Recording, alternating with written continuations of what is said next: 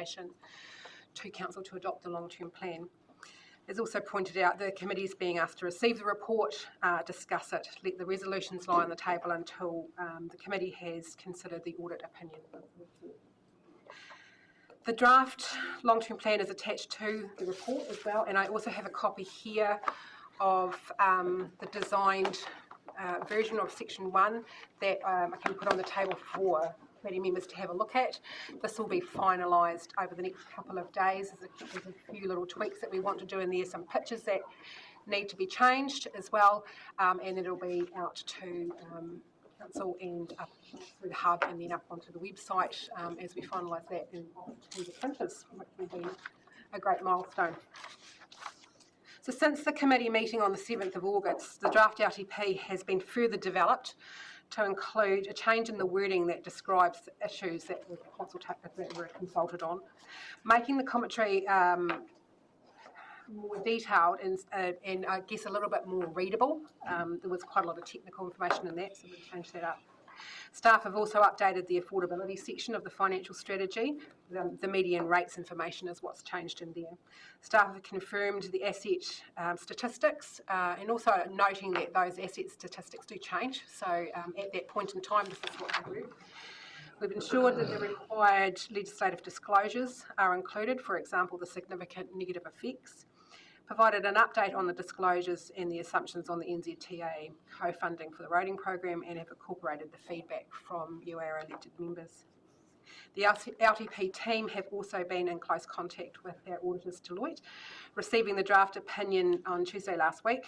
Noted in that report there is a qualified opinion on the NZTA funding assumption and an emphasis of matter on Council's ability to complete the infrastructure capital program. The NZTA assumption in the draft report Deloitte note, further to advice from the Officer of the Auditor General, that they believe the Council has not used the best information available about the level of funding for NZTA for the roading program, preparing and finalising the LTP.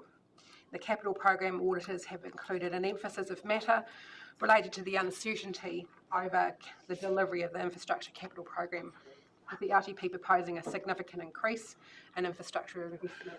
This increase is largely due to the increased cost of the delivery of the current levels of service and the additional level of service work that's required to meet the expected consent renewals. And Mr Hawkins beside me, he will speak to the draft audit report following the presentation of this report. Also at the meeting on the 7th of August, the assumption related to the price level change or inflation was discussed as the audit process had raised questions as to whether the Council needed to revisit the inflation rates applied to the LTP forecasts.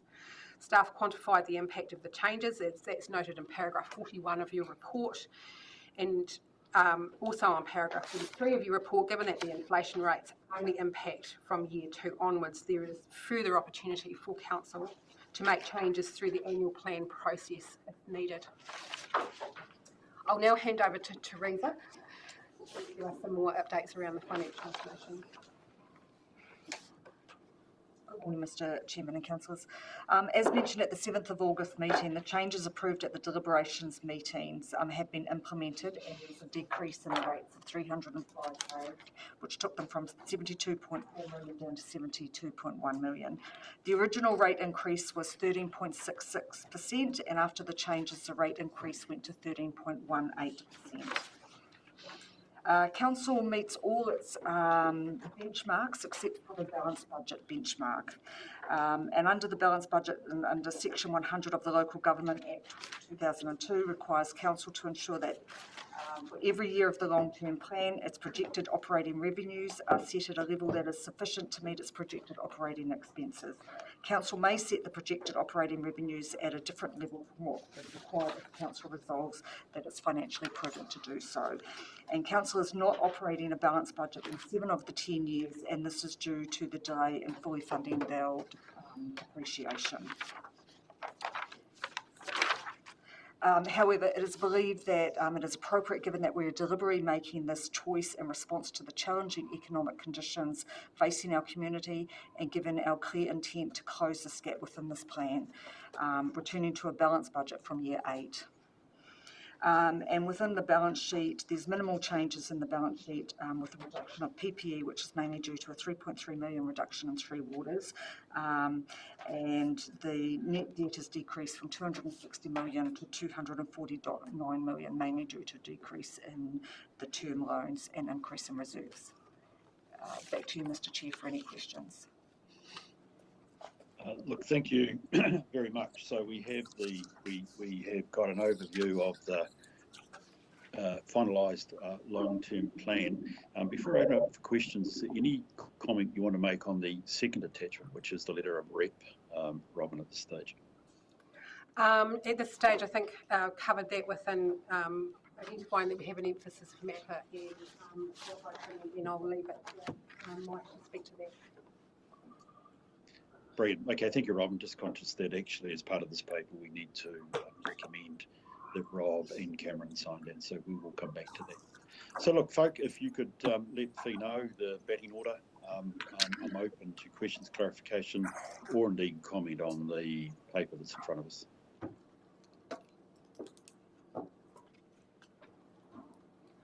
No one wants to talk, so you might as well put the motion.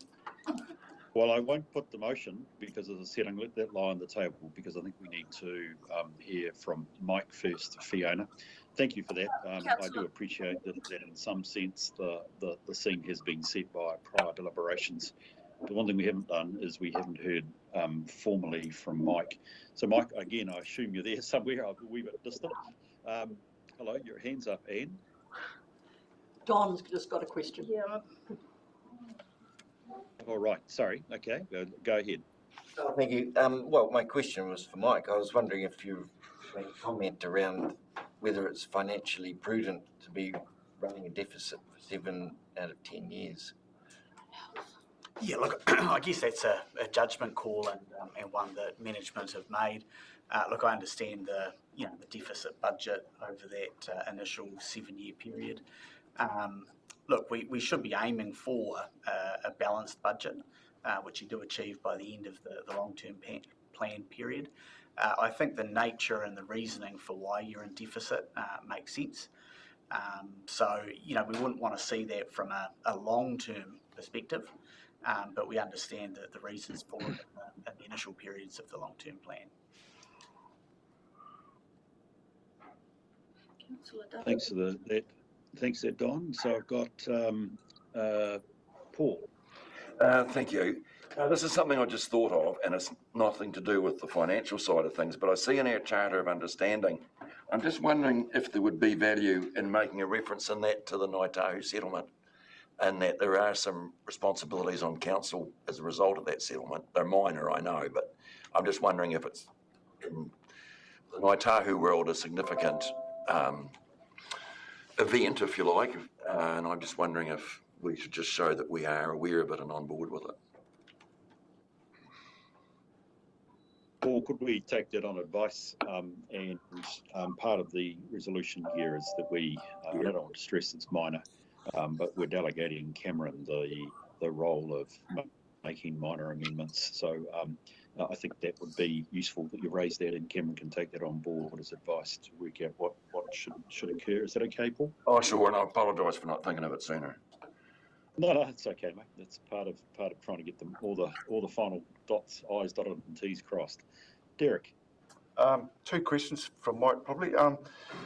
Look, I've been voiced my concern, the displeasure around this plan and where it's ending up in 10 years. What happens if we don't adopt this plan to council? I don't know the answer to that, to be honest. Yeah, look, I guess you've got to, and look, Bruce, you may have the answer. I don't myself, but you've got a statutory obligation to adopt the long-term plan in some form. I would think that if this is not adopted, it would require rework until you were satisfied that there was an appropriate plan put in place. And the other part, Derek, we traversed this at the last meeting. I just want clarification. There are significant challenges for the council if we don't adopt the long-term plan today. Essentially, it comes down to cash flow. We have a capacity under the Rating Act to put out a first instalment for the year, which is 25% of last year's rates. Okay, so it wouldn't take account of any desired increase in this LTP. But after that, if we have no LTP, we can't rate. So we would have cash flow challenges. So that's a fairly palpable or compelling reason that we need to have an LTP in place. Whether we could rate under the old LTP, that may be moot, but again, it's certainly not at a level that is commensurate with even moving towards the levels of service that are proposed in this plan.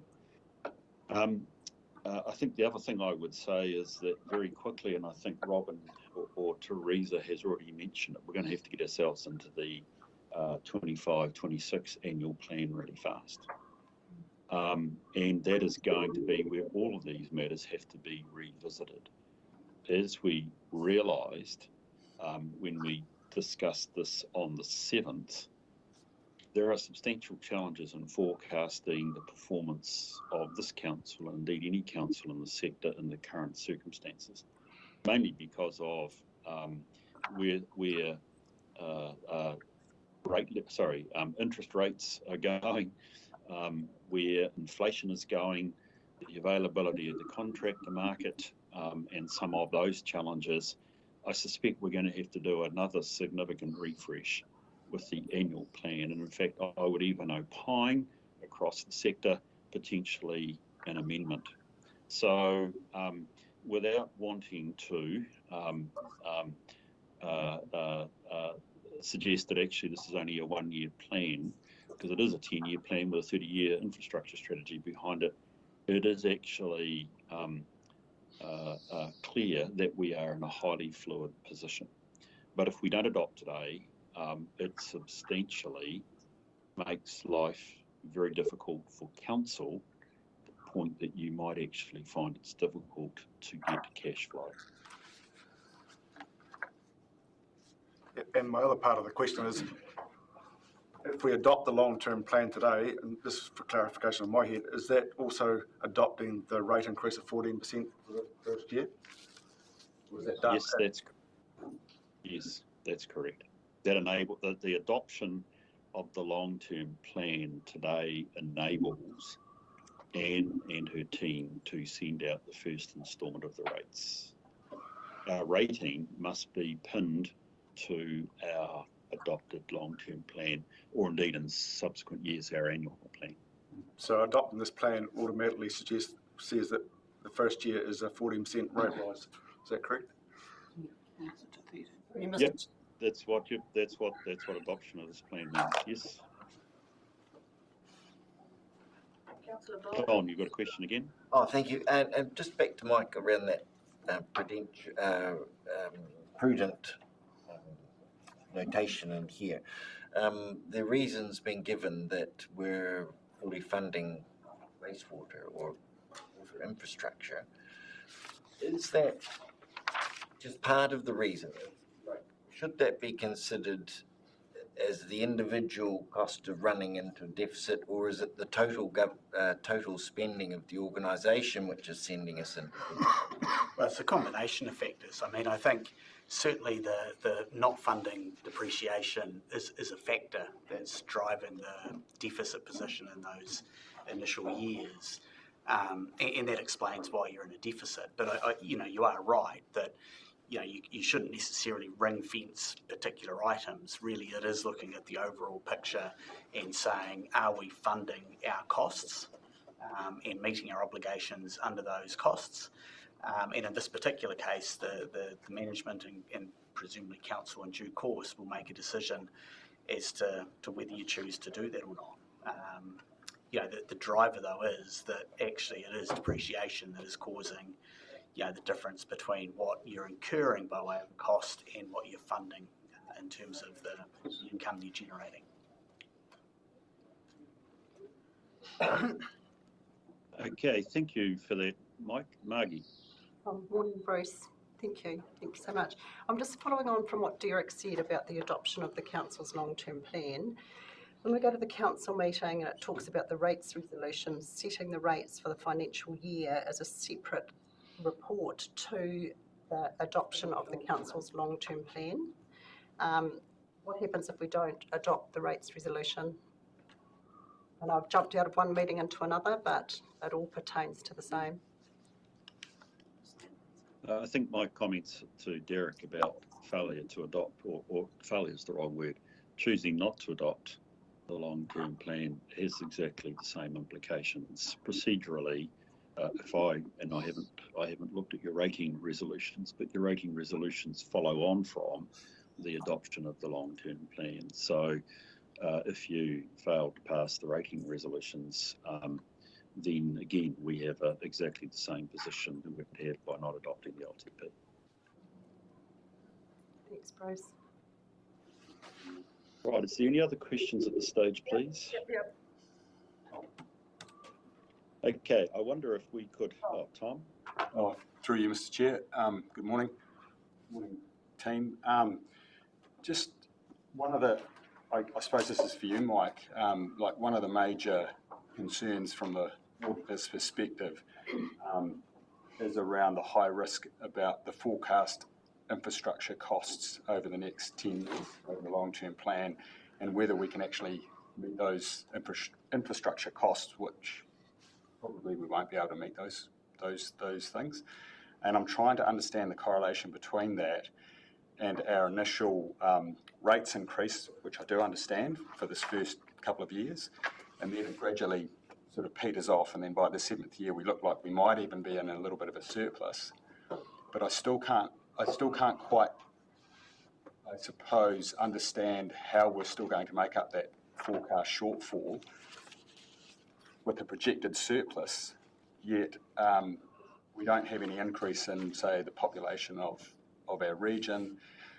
We don't have any other sort of areas of knowing where our funding is going to be coming from. So I don't really understand the correlation between the two in terms of having a surplus. We're not going to meet our forecast financial liabilities associated with our infrastructure. So I'm just wondering if someone can sort of help me out with maybe understanding the correlation between the two. Question for Anne. Yeah, so the way it works is that we process all our costs and then we look at our revenue sources, and then where we are unable to find another revenue source, then by default it effectively comes through rates, which is why over that 10-year period you'll see the rates increase, which Teresa has put in there right now, which is those increases. So you are meeting, in this plan, you are saying you will meet your costs. And by the end of it, you'll also be meeting your depreciation.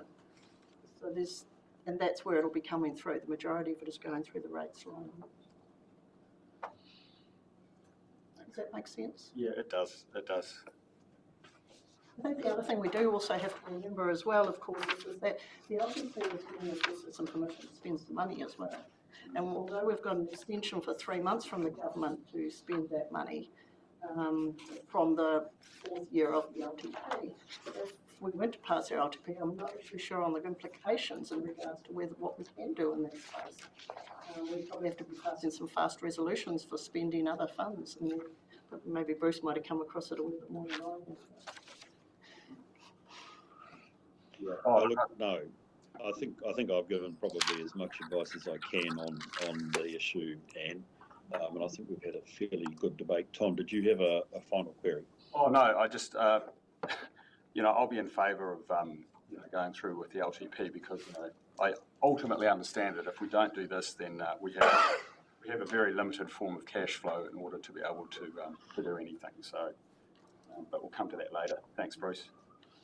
Thanks, Tom. Well, look, I'd like to propose that, and appreciate the questions. They are really important to the totality of what we're doing. As I've said, I think the critical thing here is that these are the results of decisions that have been made over the course of the last 18 months. Can I suggest that we move on to the second paper, please, which is the formal receipt of the proposed opinion by Mike. and we'll leave the resolutions relative to this current paper to lie on the table. So, Anne, I wonder if you and Mike want to lead off, please, or with the second paper. Thank you, Mr. Chairman. Members of the Finance and Assurance Committee, along with Mr. Hawken here, we are presenting the report asking the committee to receive and consider the implications of the draft audit report for the long-term plan 2024-2034. The report is attached to this report. Again, we'll take this as being read and have outlined the areas. Sorry, the report, Deloitte have outlined the areas of audit focus along with their findings. And as we've talked about that in the previous report, there has been a qualified opinion around the NZTA assumption and an emphasis of matter in the Council's ability to complete the infrastructure program. I'll now ask Mike to take the committee through the report. Thank you. Thank you, and thanks for the opportunity to speak to the report. Look, I guess just updating, we were previously reminding the Council Committee of the consultation document. You'll recall that when the consultation document was issued, we had two emphasis of matters in that consultation document related to the uncertainty associated with the Council's ability to deliver the CAPEX program and the Waka Kotahi assumptions at that particular point in time. So the emphasis of matter that we have and have retained for the long-term plan around the CAPEX program is the same emphasis of matter that was included in the consultation document. So that just brings some attention to the fact there is a significant increase in the level of CAPEX that Council is forecasting over the next 3 years, and that is a sizable increase on where you've historically delivered.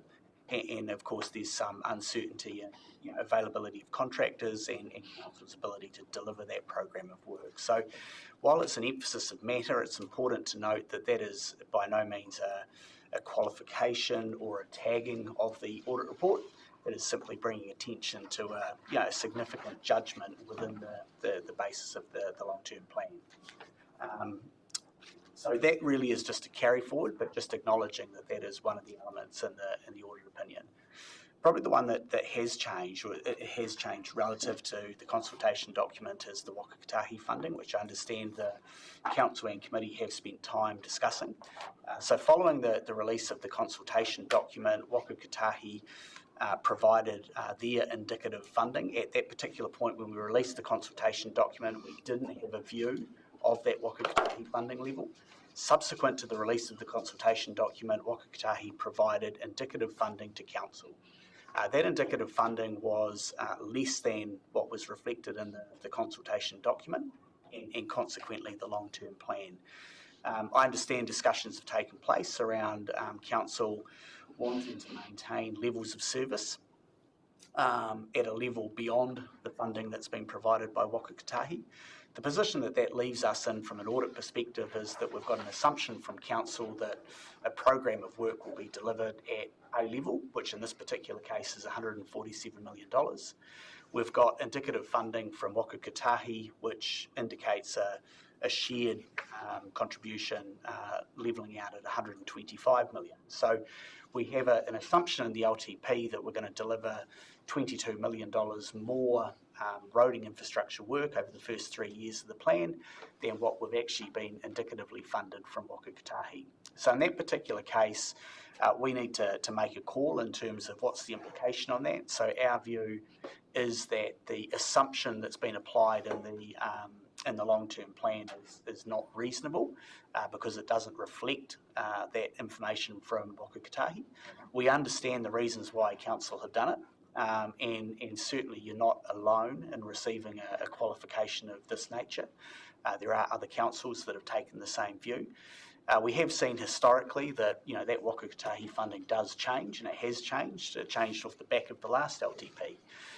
There are also opportunities to access funding through some of the central government funding arrangements. So there's certainly some uncertainty as to where that final number will land. We need to make a call based on the information we have at the moment. And the information we have at the moment is the Waka Kotahi funding at 125 million, or their share of that $125 million.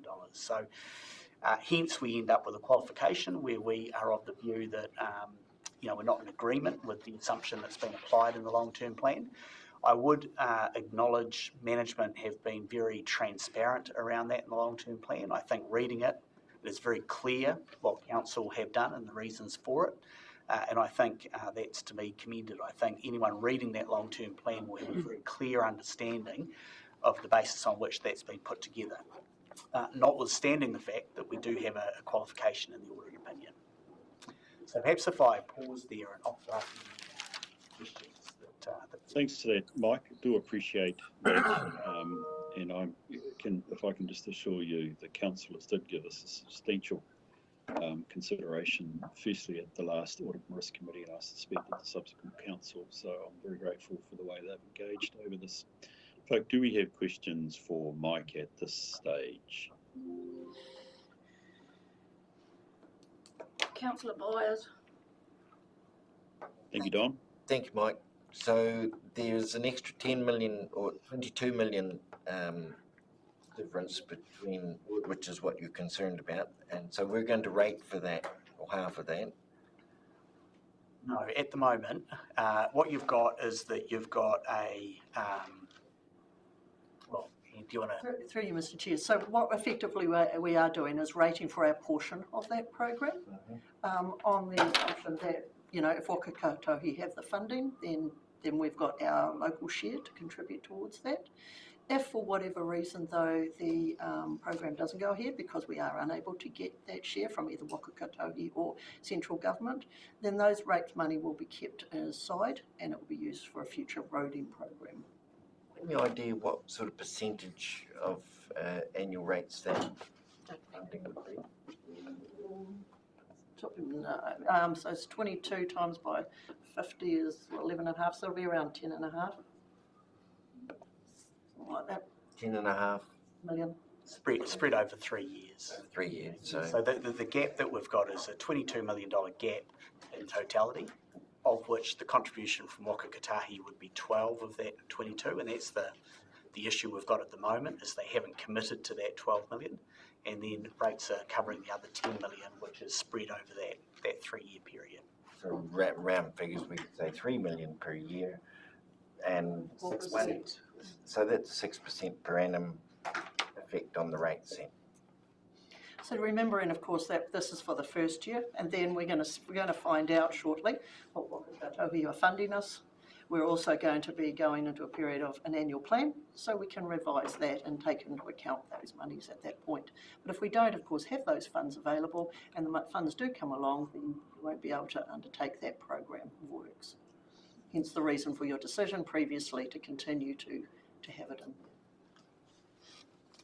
So just to clarification then, this rate increase this year is 6% higher than where it could be, based on the hope that the government's going to bring some more funding to the table. Well, that was based on what you went out to consult on, and it was on the basis, of course, that was the program that you needed and you were going to be receiving. But of course, at this point in time, they're indicating not at that level. So through you, Mr. Chair, it's not quite an even spread over the 3 years, for 2 reasons.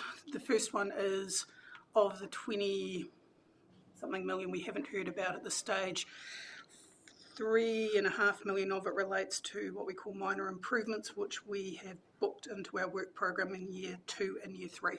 So there is nothing being rated for those in year 1 until we've actually heard from Waka Kotahi. Another portion of what we haven't received, or the money we've had indicative funding and not indicated for, is around footpath renewals. Most of our community boards in that region, it's about $3 million worth of program. They haven't rate funded that. Most of that has either been funded through reserves or through loans to be repaid in the future. There is, of course, going to be an ongoing dialogue with our community boards about what they wish to continue to do. Thank you for that. Jaspreet. Thank you. Some of that has been clarified, though, for us. Every ballpark, every 700,000 is about 1%. Right. So if we are doing, since it is not split equally, but if it was 3 million per year, that would be about 4% every year instead of 6. Would that be right? Yeah. Yeah. Thank you. Are there any other questions, please? Christine's got one. Sorry, mine was more a comment rather than the question. Just with the executive summary, it refers to 148 million and then 147 in other places. So it's just confirming that it is 147 million, not the 148. Okay, thank you for that, Christine. And again, if there's need for some small changes in editorial stuff, the previous motions will hopefully deal with that. I would like us to be able to have some time, some short time with Mike without staff present. Fee, I asked you to consider how we do this. Do you want me to adjourn the meeting and we meet, or we just ask you guys to leave at this stage? Adjourn the meeting and we can turn the live stream off and all that stuff. So I adjourn. So look, I'll adjourn the meeting for a short while so that we can have a meeting with Mike without staff present, please. Remind me that there's council at 10 o'clock. Adjourn the council meeting and go back to F&A. So I'll move from the chair that we adjourn the council meeting. Do I have a seconder? Councillor Wilson, thank you. All those in favour, please say aye. Anyone against? That is carried. So I will now reconvene the Finance and Assurance meeting, and we've just heard from the auditor. So do we want to... So the initial 7.1 on the table, Singers are still on 7.2. I think it would be worth clearing that one out. And we have a recommendation here on page 334 of your agenda that we receive the report titled Deloitte Management Report and Draft Audit Report for the Long-Term Plan. Someone happy to second that? Councillor Fraser. Any further discussion on that? Cool, I'll put the motion. All those in favour, please say aye. Aye. Anyone against? That's carried. So now we'll go back to 7.1. So we've got our recommendations there on page 21 of our agenda. We've had some good discussion on that. So what I might do is we'll do them A through to C, which are our standard ones. Do we have a mover for A through to I, and then I'll go through them individually. Councillor O'Brien, seconded by Councillor Keast. A through to C, I'll put those motions. All those in favour, please say aye. Aye. Anyone against? That's carried. D, endorses the revenue and financing policy as included in the long-term plan, confirming the updated funding of the TRNL Airport Manapori, general rate low, targeted rates high, fees and charges low, other sources low. I'll put D. All those in favour, please say aye. Aye. Anyone against? Aye. Councillor Byers. Do you wish to have your dissenting vote recorded? Yep. That is carried. E. Agrees that in accordance with Section 100 of the Local Government Act 2002, that it's financially prudent for Council to protect operating deficits in 7 of the 10 years of the plan, which principally reflects Council's policy to transition towards fully funding depreciation on water and wastewater infrastructure. I'll put E. All those in favour, please say aye. Aye. Anyone against? Aye. No. Sorry, can you just raise your hands? No. So that's Byers, Running-Claw, Beaupry and Chamberlain. That is carried. F for request Byers. We request that the Mayor and Chief Executive sign Council's letter of representation for the audit of the long-term plan 2024 to 34. I'll put F. All those in favour, please say aye. Aye. Anyone against? Carried. G, that we note the audit opinion provided by Deloitte in a separate item on the Finance and Assurance agenda for this meeting. I'll put that motion. All those in favour, please say aye. Aye. Anyone against? It's carried. H, we agree to recommend to Council that it adopt the draft long-term plan subject to any amendments at this meeting. I'll put that motion. All those in favour, please say aye. Aye. Anyone against? That is carried. And finally, that we agree to delegate authority to the Chief Executive to approve any minor edits and corrections to the long-term plan prior to publication. I'll put that motion. All those in favour, please say aye. Aye. Anyone against? That is carried. Thank you, and I thank you to the auditor for coming along today, and thank you Bruce as well. And on that note, I will declare the meeting closed. Thank you.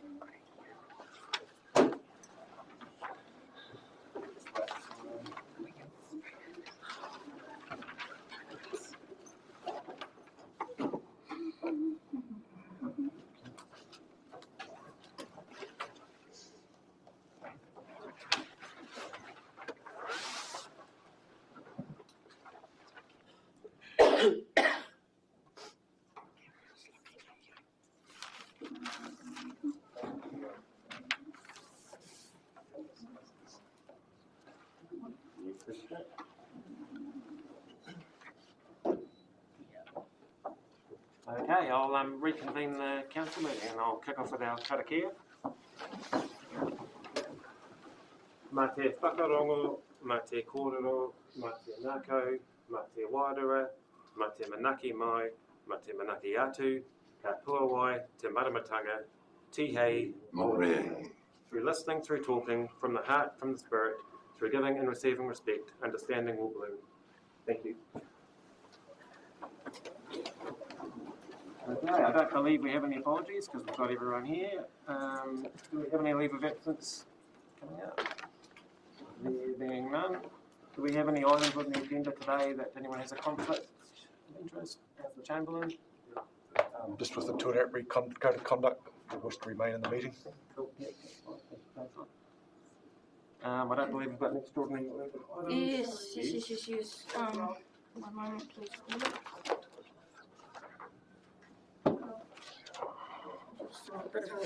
I'm not necessarily sure it's a conflict of interest, but I'd just like to make sure when we're discussing the housing plan that I own a short-term rental in Te Anau.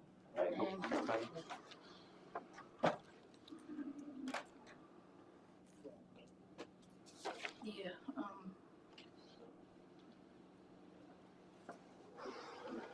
It's the issue with getting it up on the Wednesday night, I think. Cases with PE.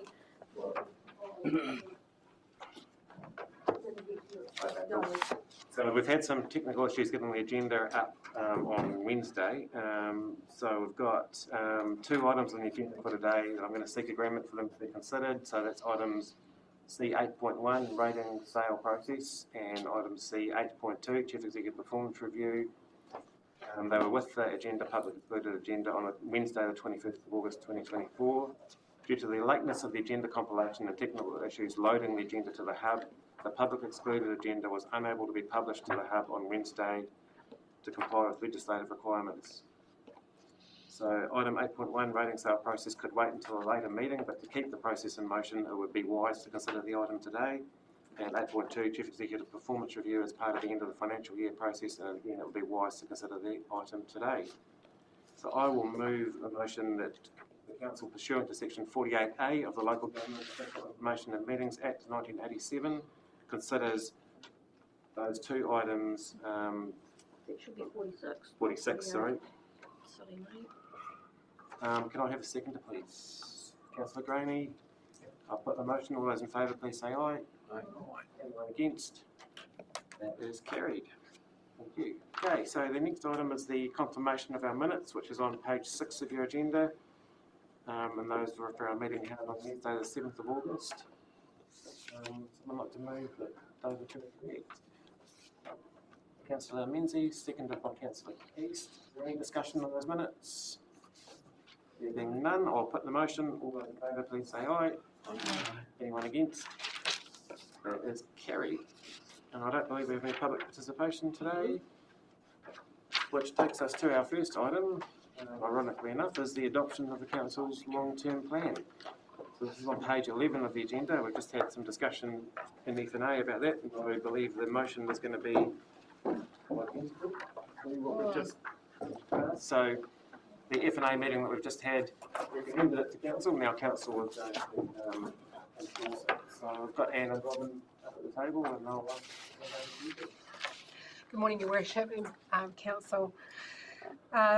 We will take the report as being read, and we are presenting the draft long-term plan 2024-2034 to Council for adoption. And part of that is delegating our Chief Executive to be able to make any minor changes, and also to receive the final audit opinion provided by Deloitte, which is in attachment B. At the Finance and Assurance Committee meeting this morning, the committee resolved to recommend the LTP 2434 to Council for adoption, and it also received draft audit opinion. Discussed and received at the meeting was the audit management report, including the committee having time with from Deloitte to discuss those findings. Committee members at the meeting this morning questioned the implications of not adopting the long-term plan, along with the rates being along with how rates are being collected for the full Waka Kotahi program. I believe that those questions were answered at that meeting, and so it also there was a time for committee to spend with Mike about half here. So we are asking again for the adoption of the long-term plan and 2434, and I will give back to you, Your Worship, for any questions. Thank you, Robin. Just going back to my previous analogy about the cake in the oven, I think that the cake's come out of the oven and the auditors tasted it and said that it's pretty good, but there's just one of the ingredients that might not be quite right, but he understands why we've had to put that ingredient in. So, yeah, I think this is it'll be a bit of a relief to be at the final stages of this very extensive process. Was there anything you wanted to add, Anne, before? No, I think other than to thank everybody involved, including yourselves, councillors. It's been a very long process, but it's definitely been one where we've done the appropriate level of consultation, I believe, with both our ratepayers and with yourselves. We do, of course, remember that this is just year one, and we'll be back for the annual plan for year two very shortly. So we've got the opportunity during that process to make some more changes to it as it's necessary. And I think it's definitely a sign going forward that we just need to really be comprehensively thinking about how we undertake these documents and what we include in them going forward, because they are very challenging times, both for ourselves and for our ratepayers in general. And I think as well, just reflecting on the Prime Minister's comments again last week in terms of doing the basics and doing them well, and I think that's kind of been an underlying sort of theme of this long-term plan as well, and that's certainly the approach that we've taken. And there's much fluff in this. It's actually, and even in terms of that qualified opinion, we're basically saying that we need to be doing our roading network at that level because that's the core infrastructure for this council. Are there any questions for the team? Looks like we've flushed it all out at the previous meeting. If I, yeah, thank you, Mr. Chair. I will disagree with some of the things that we have not included any fluff, because there is some fluff here that if you went line by line, we would not be doing it. And this has been a theme of mine, and I find it apt that I repeat those remarks here when we are at this particular stage. If you look at our roading, the revenue and financing policy on the roading, we were at a stage where the workshop was right at the time when the LTP was out to be able to get to the finer details of how exactly the roading is being rated for, let alone the assumptions there that, for one of the ones that sticks to my head is that half of the tonnage going out of a sheep and beef farm is logs. Some of those things, it was very hard to get the information for someone like me who's been trying to get to the bottom of how we can actually sort the roading out and get a better picture of, where is the load falling and why is it falling, for what reason on those particular entities, those particular ratepayers. We had $1 million left from the better of funding that we've decided is all right to be putting towards the board plans, long-term plans. Now all of these are pies in the sky. If we actually think that sitting here today we can decide that what a particular community is going to look 10 years from now. We can't. We can't really look at the global, the geopolitical things that are going to happen or whatever. And if we didn't have that $1 million, we had planned our assets without that as well, hadn't we? But we had that money and suddenly it's going somewhere instead of going on the core. I will also look at the funding for Great South, 1.23 million, 1.2 million ballpark. And how many papers are we going to be presented about climate change and sea level rise modeling when we are not looking at Gauge and Bluff that hasn't moved for a century? There is, considering that we have 700,000, 700K is ballpark 1%. We've also put in money towards the POs, the 9 of those. Well, we only got, I know co-funding is a trap that you sort of walk into, but about $500,000 of that came from ratepayers. It wasn't the last long-term plan. I know, but going forward, all of that is going to be coming into our, part of our assets, part of insurance, part of depreciation, part of maintenance. I think we need to take a long, hard look at ourselves because our ratepayers cannot afford this. Whatever shape or form this plan passes in, there is no one. And what have we changed within our council operations? Because what I remember of the LTP hearings at Wallace Town Hall, it was look at yourselves, what can you reduce? We have not really reduced anything within our own, of course we'll keep the roading up our sleeves and see if we get the money there, but anything else in our line of work, in our program of work, nothing has really been reduced. And I worry about the community going forward. These kind of rate rises are not affordable. But yes, that's just reiterating things that I have said over time. But yeah. I think just echoing the comments from our finance and insurance chair, this is a point in time now. It doesn't mean we're not going to be continually making those changes going forward. We've got annual plans. We're not going to go, this is what we're doing and do nothing else in terms of looking for continual improvements. So I think, yeah, there's going to be those changes made going forwards and annual plan processes to refine this document to hopefully not end up in the position that we're predicting in year 10. Councillor Wilson, Councillor Byers. Just, yeah, I guess, long time ratepayer, first time councillor. When we started this triennium and we're in an annual plan process, I just carry off what you're saying, Rod, that there was so much discussion of how are we approaching this, how are we planning for this, how are we strategising this, and a lot of those comments were kind of put off to, that's going to be great discussion for the long-term plan process. And I guess here we are, and full credit to staff for the process. This is certainly this is my first rodeo, but not yours, and we've gone through the process. But the next year from now, we're kind of in a rock and a hard place to keep going. I don't know what happens. Like the question got asked, if we don't have an LTP, what happens? Well, you can't rate, so then the council ceases to have cash flow, and society collapses. I'm not sure, but I can't go into the next year after adopting this and I'm not going to sit through the next annual plan process and accept not being able to look at, we need to look at how we approach something. If something's costing too much and we either have to change the level of service, we need to look for other ways of how we do it or how we share with our neighbours or how we do those things. And if we're adopting this now with the knowledge that we'll year by year through the annual plan process carry on that planning and strategy,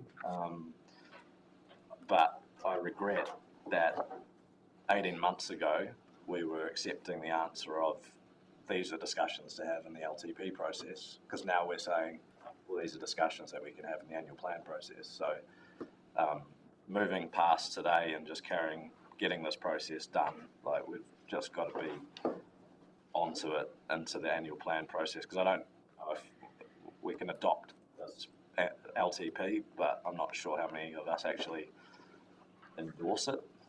Sentiments of words, but the where we go from the snapshot of what 10 years looks like, it's not a great look, and that just has to inspire us, I guess, to try and actually plan and strategise, not looking at what the finances and the forecasting.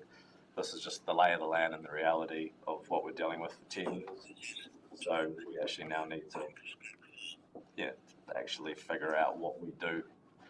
If we're not happy with those numbers, how do we approach those things differently? And people want to see change.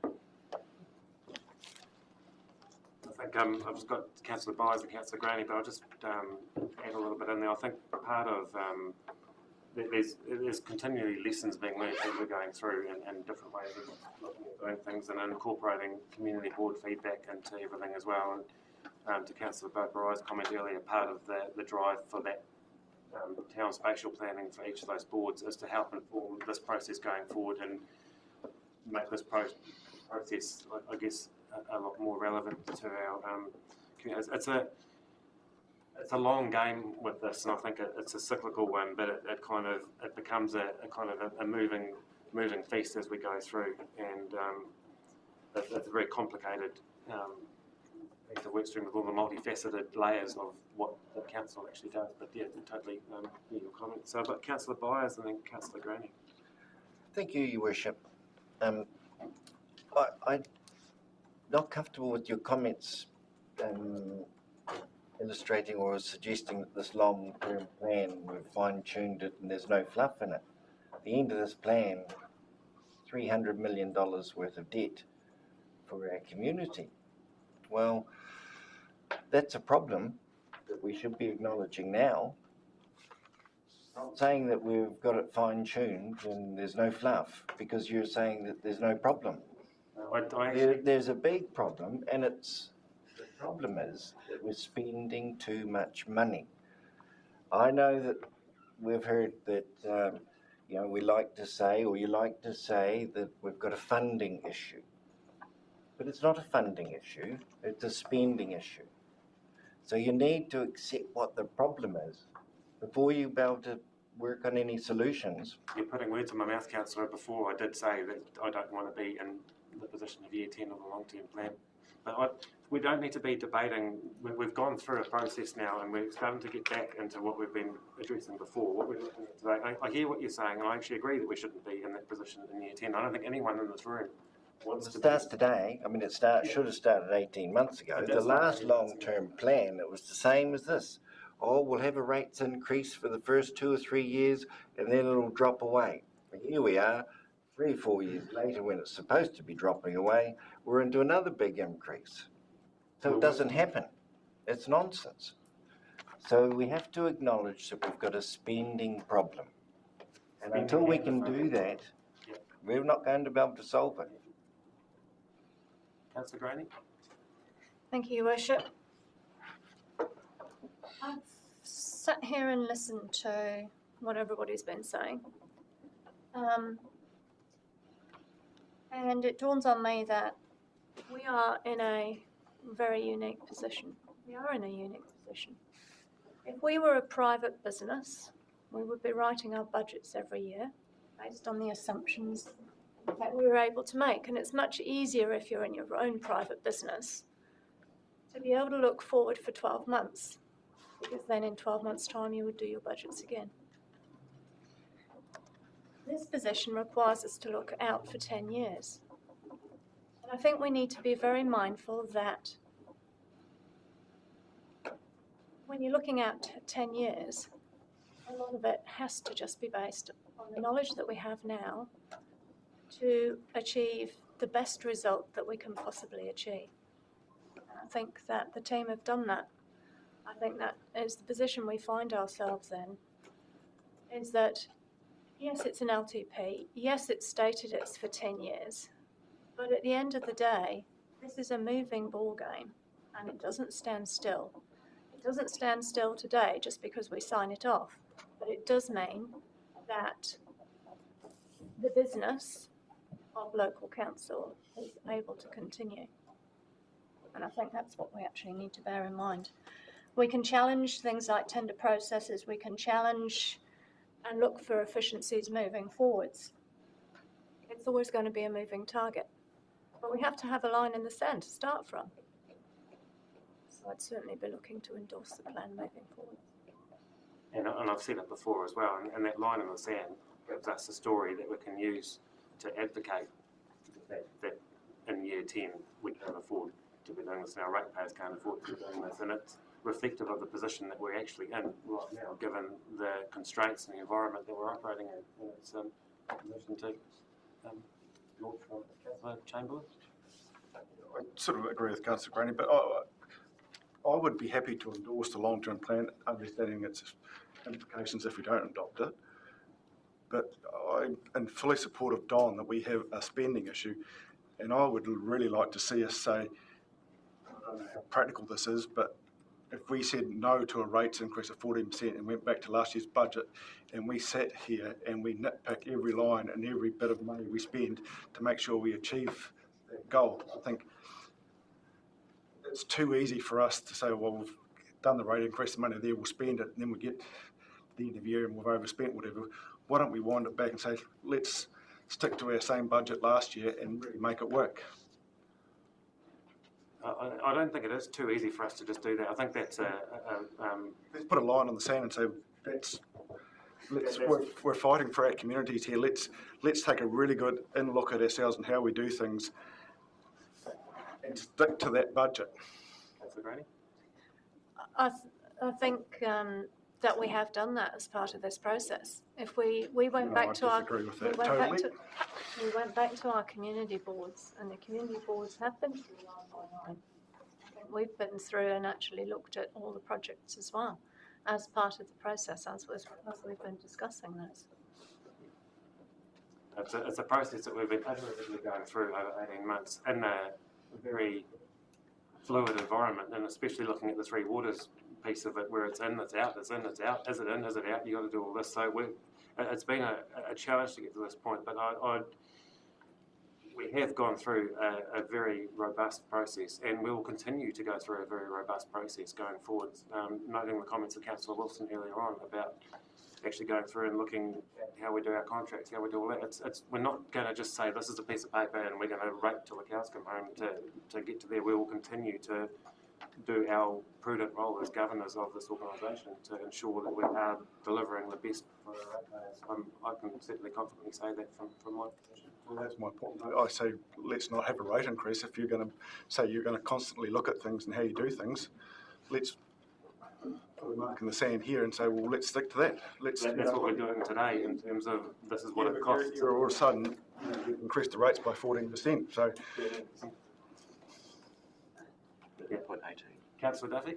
Well, I mean, we've seen bridge costs go up by 39%. We've seen eroding costs go up by, can't tell you a percent, but it's, there you go.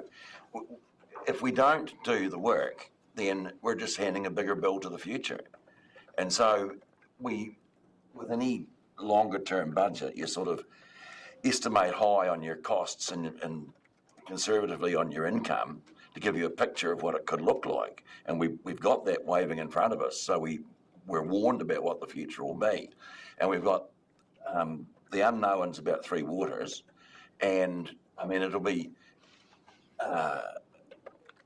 assessed again next year in the annual plan and every year after that. So I think we're actually doing the right thing with what we're doing, and it's telling our ratepayers the whole story. It's making ourselves well and truly aware of the concern we've all got. But if you don't put it down on paper, you don't see the reality of it. And there is, I mean, you would think that in the Three Waters area that some changes will be made that are out of our control that will make that situation better. But we've got a budget for it at this point. And the roads speak for themselves. And I think that comes back to the very start of this whole process 18 months ago when we were looking at a number closer to 30%, and the work that we've done going through, finding all of those savings that we can throughout that whole 18-month process has actually got it down to 14%, 13%. And when you look at what Councillor Duffy's just raised, the actual costs of doing the work has been a hang of a lot higher, and in some cases more than double what our rates increase are. And those are the costs of doing business for our council. The bridges, the roading, insurance has gone up a hang of a lot more than that. I hate to think Anne might even know the number, but it's double digits. the impact of the interest rate increases. So there's been a huge pressure put on our budgeting, and we've managed to come in well under the inflation component for local government, and I think that's actually to be commended. None of us actually are comfortable with a 13% rates increase, but given the environment that we're in, and given the implications of not doing the work, that's something that we just need to do. So we've got our recommendations there, which, like I said, are pretty much word for word from the F&A, but I will go through them in the same manner. So do we have someone willing to move the recommendations on page 13? Councillor Duffy, seconded by Councillor Menzies. And I will do A through to C again. I'll put those. Yeah. Sorry, yeah, A to H. I'll put A through to C. All those in favour, please say aye. Aye. Anyone against? That's carried. I'll do D on its own. So that's the change to the revenue and financing policy for the Te Anau Manapuri Airport. General rate low, targeted rates high, fees and charges low, other sources low. All those in favour, please say aye. Aye. Anyone against? Aye. Councillor Boparai and Councillor Byers. I declare that carried. E agrees that in accordance with section 100 of the Local Government Act 2002, that it's financially prudent for council to project operating deficits in 7 of the 10 years of the plan, which principally reflects council's policy to transition towards fully funding depreciation on water and wastewater infrastructure. I'll put E. All those in favour, please say aye. Aye. Anyone against? Aye. Byers and Boparai, sorry, and Chamberlain.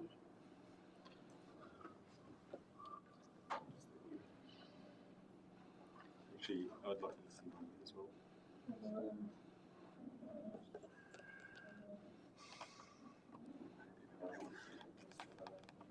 Yeah, we got this O'Brien, so that's right. I'm dissenting on that, with that resolution, because it's not specifically, it's a loaded resolution because it's not financially prudent to be operating deficits in 7 of the 10 years. Yes, water and wastewater infrastructure is a key component to that, but it's not the only component, so I'm not happy with that resolution as it's worded. Through you, Mr Chair, so that in the Act it says that council can decide that it is financially prudent to be in deficit. Okay, so that's the first part of that, and then you need to give the reasons why. Okay, and that was part of council's decision making, is that we reduced the fully funding of depreciation back from the targeted, I think it was around 85% to 65%, recognising that that's what we needed to do in this instance, hence the reason for that on the board, which is the same reason that for a number of years. And if we were to increase the depreciation to do that, we'd be looking at a pretty substantial rates increase, which is one of the reasons why we're sitting at that number. But is that the only reason that we're sitting in deficit for 7 of the 10 years? Are there other components of the It's not the only, but you need to put the key reason.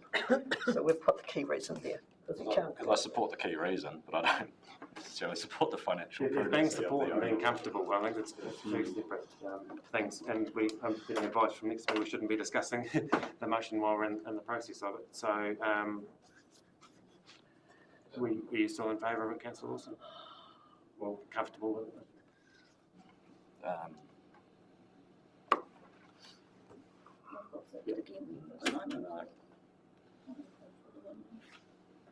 So that's 6 against, so I will declare that one carried.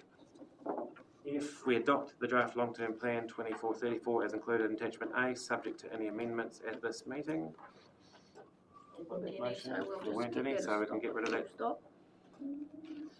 Although there was potentially changes from the, that can be taken care of. We've got the chief executive. Yeah, it's taken care of G. But did you want to? Well, you're adopting the long-term plan, so we don't need any. Yeah. Someone happy to? All those in favour, please say aye. Aye. Anyone against? No. Carried. Sorry, that's both right. We agree to delegate authority to the Chief Executive to approve any minor edits and corrections to the long-term plan prior to publication. All those in favour, please say aye. Anyone against? That is carried. And we receive the final audit opinion provided by Deloitte, a draft of which is included in attachment B. All those in favour, please say aye. Anyone against? That is carried. Thank you, everyone. And it might be a good chance just to have a quick breather for morning. Sorry. We'll pass the next one while we're here, actually, because it's related to it. So 7.2. Rates resolution setting of rates for the financial year 1st of July 24 to 30th of June 25. This is on page 323 of your agenda. And I'm not going to read all this one out, but we've got Shelley to the table as well. So, Shelley. Good evening, Your Worship, councillors. Thank you. This report recommends the council sets the rates for 2024-25. As per the Local Government Act, it's a requirement to have a separate resolution now that you guys have approved the long-term plan for 2034. The setting of the rates for 24-25 have been delayed due to the late adoption of the annual plan. This has impacted our due dates for instalments. Usually our first due date would be for the end of August, so we're going for the last working Friday of September for the first instalment and retaining the last 3 dates as per normal, last working day of November, February and May to keep the instalments consistent in the past that we have. It's also proposing that Council does not set a penalty for the first instalment due to the quick turnaround between instalment 1 and 2, but there will be 10% penalties on instalment 2, 3 and 4. In June I did bring a report up and we did do the first penalty, the 10% on the total outstanding for the year. That would usually pay part of this resolution, but we did that separate earlier, and that has been set for the 23-24 rating year and been consistent through. Any questions on that? Thanks, Shelley. So I think this is the longest resolution in a long time. Yeah. Do we have any questions for Shelley? Just a clarification, please. Doesn't this automatically flow through with the adoption of the LTP? This one has to be a separate. Yes. Yes. Legislative requirement. Yes. So if there's no questions for Shelley, we've got a very long recommendation there, and I won't read through all of that. I'll take that as read, and no one's raised any concerns about it. So we've got A through to D is very long, and then we've got. Can I ask a question? Oh, sorry. Just one question. When CV valuations expected?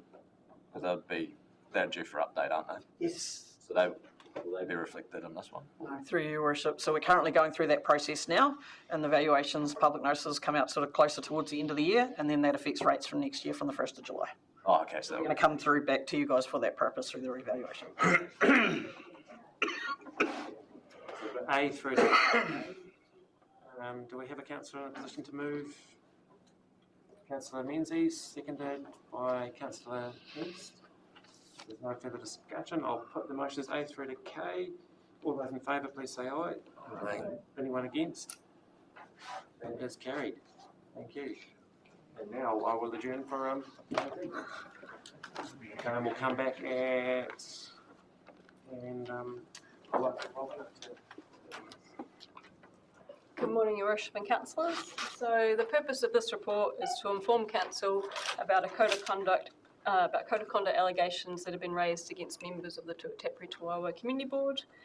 It's proposed that council receive and consider a report by the Executive Committee, decide whether or not board members have breached the code, and decide any action it would like to take in relation to this matter. So the report produced by the committee makes a number of recommendations to council. The recommendations made by staff align to the committee's recommendations. And the recommendations for this report start on page 341 of the agenda. I'll hand it back over to Your Worship. Thank you. And this was a process that we went through.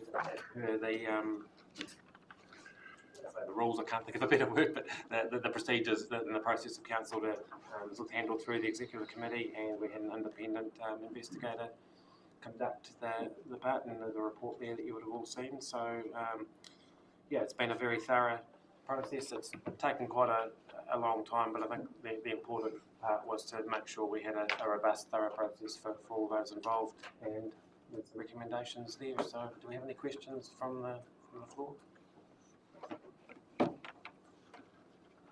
There being none, I will take us to the recommendation on page 341. And we've got A through to G. Is someone happy to move the recommendation? Councillor O'Brien, you have a seconder? Councillor Byers? There's no further discussion. Put the motion. All those in favour, please say aye.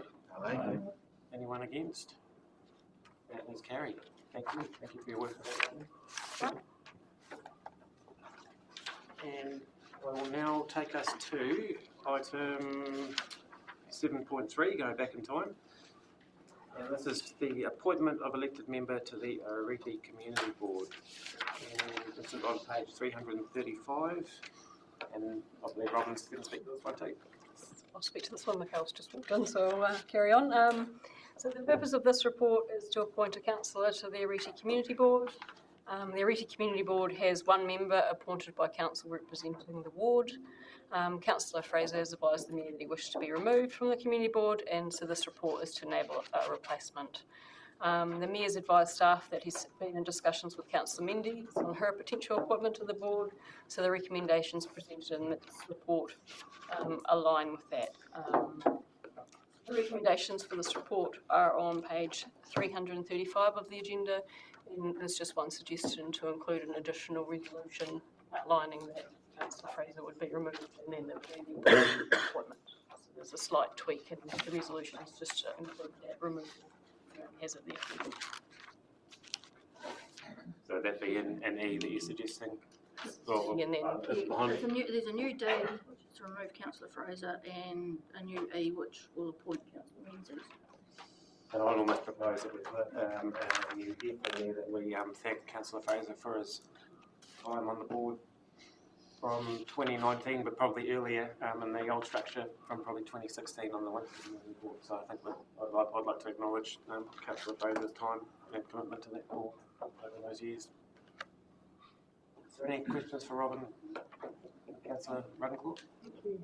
Rob, just a comment, just endorsing what Rob said about as councillor to the community board, very proactive, thought-based councillor, and it's very sad to see that he's resigned in difficult circumstances around the Arete Community Board. Any further questions? Being none, I'll take us to the recommendation that we received in the report, determine that it's not significant, and the usual C, and agree, sorry, behind me there, agree to remove Councillor Fraser and appoint Councillor Menzies, and thank Councillor Fraser for his...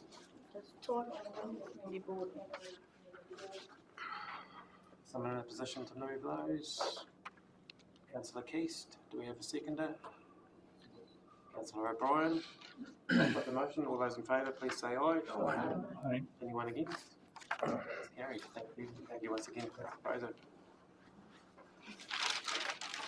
Okay, so moving right along, we have item 7.5, which is the Housing Action Plan on page 427 of the agenda. Thank you. Good morning, Your Worship and Councillors. The Housing Action Plan was workshopped with you all just over 2 weeks ago on the 7th of August. This report is seeking the adoption of the Housing Action Plan, and I'm happy to take any questions. Teresa, it was a very thorough workshop the other day and done under a bit of a rush for you, but yeah, thank you for that. And yeah, do we have any questions, comments from the floor? Very important piece of work. I think we had good discussion at the workshop as well. There's no questions for Teresa. I'll take us to, Councillor Menzies. Just a question. Thank you, Teresa. Just a comment around the intention, I guess, to facilitate support for people to stay in their own homes. What does that look like in terms of the the group that will be looking at this? What would council's role be in that? Are you in goal 8? I'm on page 44. I think sorry, I haven't got the page numbers. Okay, it's just saying that while areas of growth are being determined, council will focus on solutions to increase the availability of long-term rentals from existing stock, improve the quality of existing housing, and facilitate support for people to stay in their own homes where appropriate. And given this talking about council will do that, it's just what does that look like? So that's part also that also bridges into that decision framework we want to do with social agencies as staff become aware of situations where people are potentially vulnerable or can't take repairs of their homes. So whether they can stay in their houses, if we can facilitate that by putting them in touch with the right. So it's more about networking and facilitating. So it's a referral process, not actually facilitating meetings, etc., with the agencies that are actually responsible for that work. Yeah. Thank you. Thank you. You're in a position to move. Seconded from Councillor Fraser. I'll put the motion. All those in favour, please say aye. Aye. Anyone against? That is carried. Thank you very much, Teresa. It's a work. Okay, item 7.6. Local water done well, while it's still called that. It hasn't had a name change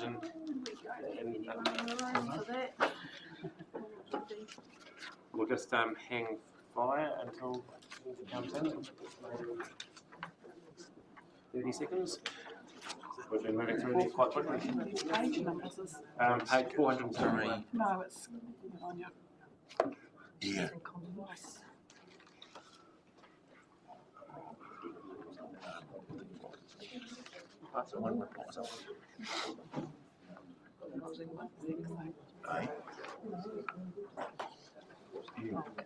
Housing. And I wonder when it comes. I actually think that's interesting. In that housing growth. Yeah. Yep. That's all right. That's okay.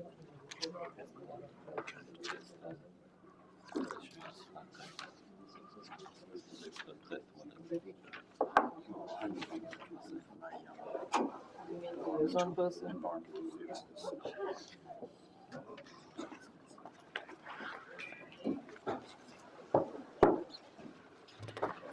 Oh, sorry. I just thought I'd have one because you were. Morning. Sorry about that, team. We were rushing through. Yeah, we were just through, but we're moving through quicker than I anticipated. So, sorry, I didn't rush you in. No worries at all. Good morning, everybody. So in front of you, we have a report that is providing three key things, an update on the legislative changes and the funding adjustments for the water services bill that's been into local government. Now, Bill 2 is yet to pass. There was a sitting week last week in Wellington, but it did not go up there. As soon as it does go up, which I would suspect would be a matter of weeks, not months, that's when the 12-month clock starts for a water service delivery plan. The other key point in this report is discussing the new financial support mechanisms that have been introduced by the New Zealand Local Government Funding Agency, which will allow water council-controlled organisations to access enhanced borrowing up to around 500% is what's been indicated. This report also discusses the Otago Southland collaborative approach and seeks further financial contribution of $15,000 to proceed through to phase 2. That funding would come from the local water done well package that DIA has previously provided. In the report, I talk about giving a verbal update on phase 1 because at the time of writing the report, we hadn't had phase 1. So Grant and I attended a meeting on Thursday last week, where we were presented with the draft Morris and Rowe report. Now, once that report has been finalised, by all means, we will circulate it through to all elected members for your reading. However, there's some tweaks, etc. in it and some information that we will check some of the financials and some of your consenting information in that report is accurate, as are the other councils. So we've got a deadline until Wednesday to do that. So some of the team was working over the weekend and just circling and pulling out some information we're going to check. But I can tell you that that phase 1 report has covered quite a lot of information, and I think it is actually a valuable tool. It looks at the affordability of water throughout Otago Southland. It covers investment requirements for Otago Southland as a whole, but also individually for councils. It looks at different network performance and conditions throughout the regions, different debt and borrowing levels that councils are currently sitting with. It covers in quite a lot of detail the investment challenges for the Otago Southland area, some of the financial constraints faced individually and collectively. It models rate increases, again, individually and collectively, based on various different councils' long-term plans and different approaches. And then it's, as per the phase 2, it's starting to look at what areas where collaboration and shared services could provide some benefits, I suppose. That is the word, some benefits and some economies of scale if throughout the region. So that's a little bit of a summary of that. As I said, feedback on that is due on Wednesday, and once we get that final report, we'll ensure that it's passed around through your inboxes. But happy to take any questions on the report, or maybe sort of anything else that I can answer. And if I can't answer, by all means, we'll come back to you. It's very much a moving feast at this stage, as I'm sure you're all aware, and it will continue to be, I think, in coming months. So you'll see and hear a lot of us. Thanks, Tandy. Councillor Fraser. Thank you. It seems to me that we're on another merry-go-round of structure and spending money without actually solving anything. At what point does the effort get put into innovation and actually solving the core problems, and how do we portray to those inflicting this on us, I say inflicting deliberately, that there is actually need not to keep doing the same reform, but to actually look at how we do things differently as far as innovative approaches to the wastewater, and perhaps that's the greatest efficiencies we can gain is by seeing efficiencies in new technology and innovation in the treatment. An open-ended question, maybe a statement. It is, and I think I'd answer it in a couple of ways there. There's a number of different sort of streams of work and process that we legislatively need to follow and apply to at the moment. We unfortunately don't have the greatest and full picture at this stage. So the way we're reacting and performing is looking, for want of a better analogy, we're playing the ball that's in front of us. And at the moment, we know that we need to deliver water service delivery plans once Bill 2 is legislatively passed by government. We get a template of what they need to look like from DIA, we've been told, in September. So we will begin work on drafting that, but we will ensure that it is drafted in a way that we can pivot, to use a COVID phrase. To ensure that some of the outcomes from this work that is happening in this sort of Otago Southland collaboration. Now, I know that we need the information that the other councils have, and Morrison Low has been able to pull that from the other councils. If we were doing that individually and going and knocking on our local council's door, I don't think that information would be coming at the speed and at the same consistent sort of apples for apples data and information we're getting. So, and I think the information that you'll get through that report, you'll see the state of the other councils, which will give you the ability to go, well, why would you, or why wouldn't you, or whatever. Jeff and I and Fran actually had a meeting with some people from Te Mata Arawa about two weeks ago on wastewater consenting situation that they're looking at, and it was actually quite refreshing coming away from that these people were told from the minister to get out of Wellington and go and have a chat to the locals to find out what's happening on the ground around our issues with small populations, many plants. And I get the impression from them that this is happening very, very quickly.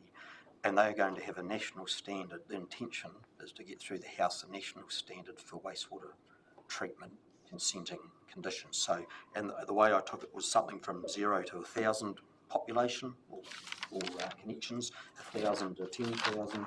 10,000 to 50, and there'll be a series of New Zealand-wide standards for each of those individuals, and then once they're set, if we go to get a consent for less than 1,000, people that come in and say we don't want that will probably not get a listen, and these will be the standards that are set and adhered to. So I was actually quite pleased to hear that there might be some relief coming for the issues that we've got with smaller towns, etc., different consenting conditions. So I got the other impression from that, there is a lot of work happening in the background that the Minister knows about and some of his cohorts know about that not necessarily we know about yet. That's going to be a value down the track. I'm not sure, but it was a positive. I'll get to Councillor Wilson and vote. I had a similar question to Darren, and I fully support what he said, and it is kind of at the political level across all the mayors going around in circles. We had another meeting in Wellington trying to kind of work out, and I guess for me I'm comforted by some of what you're saying in terms of the quality of this work that's being done, because $300,000 or $260,000 over Otago Southland is still a significant amount of money in terms of actually getting a return out of that and something beneficial, given the NTU work that's already been done, the previous Morris Simho report. Just one of my questions around and the quality is potentially the wrong word to use, because it's the quality of the information that we're getting. Because if we're looking at our future projections for Winton, for argument's sake, where we're kind of playing with a number of $60 million, but we haven't really quantified that yet. And if we're looking at those sort of forward projections for all the councils based on those kind of assumptions, are we getting the right level of certainty around some of that data to be able to make those decisions from? And that would kind of, or does this help that process for us to be able to further define Winton, if that makes sense? Probably not, sorry. That's why we want to check our calculations on what we've done with the LT, with our current values in the LTP. So do you think this will help inform the standards for Tamararo as well? So this will be able to feed into some of that conversation, or is it separate to that piece of work and it's more so looking at? I think in the future, if we go and say that this is what it is to get to the current standards, but the standards relaxing, the plan B for that plant might be something a little bit different, and there could be a reduction. Yeah, and I think we've got the ability, whether through this phase 2 work, but also through our water services delivery plan, is to do some sensitivity analysis and some different scenarios. And I think we'll have to be able to show, should this change, this is what it would then look like for our ratepayers and community. And I think it's an important exercise that we need to run through, so that we have that data. And phase 1 does have some really good data that you, lots of yourself, will be able to take to some of your central government counterparts and say, look at this.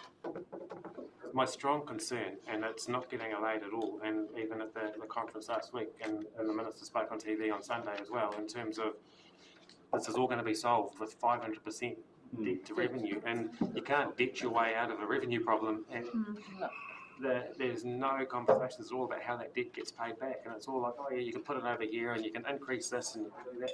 We've only got 10,000 ratepayers to cover all of that, and I mean, it was talked about before, $300 million of debt.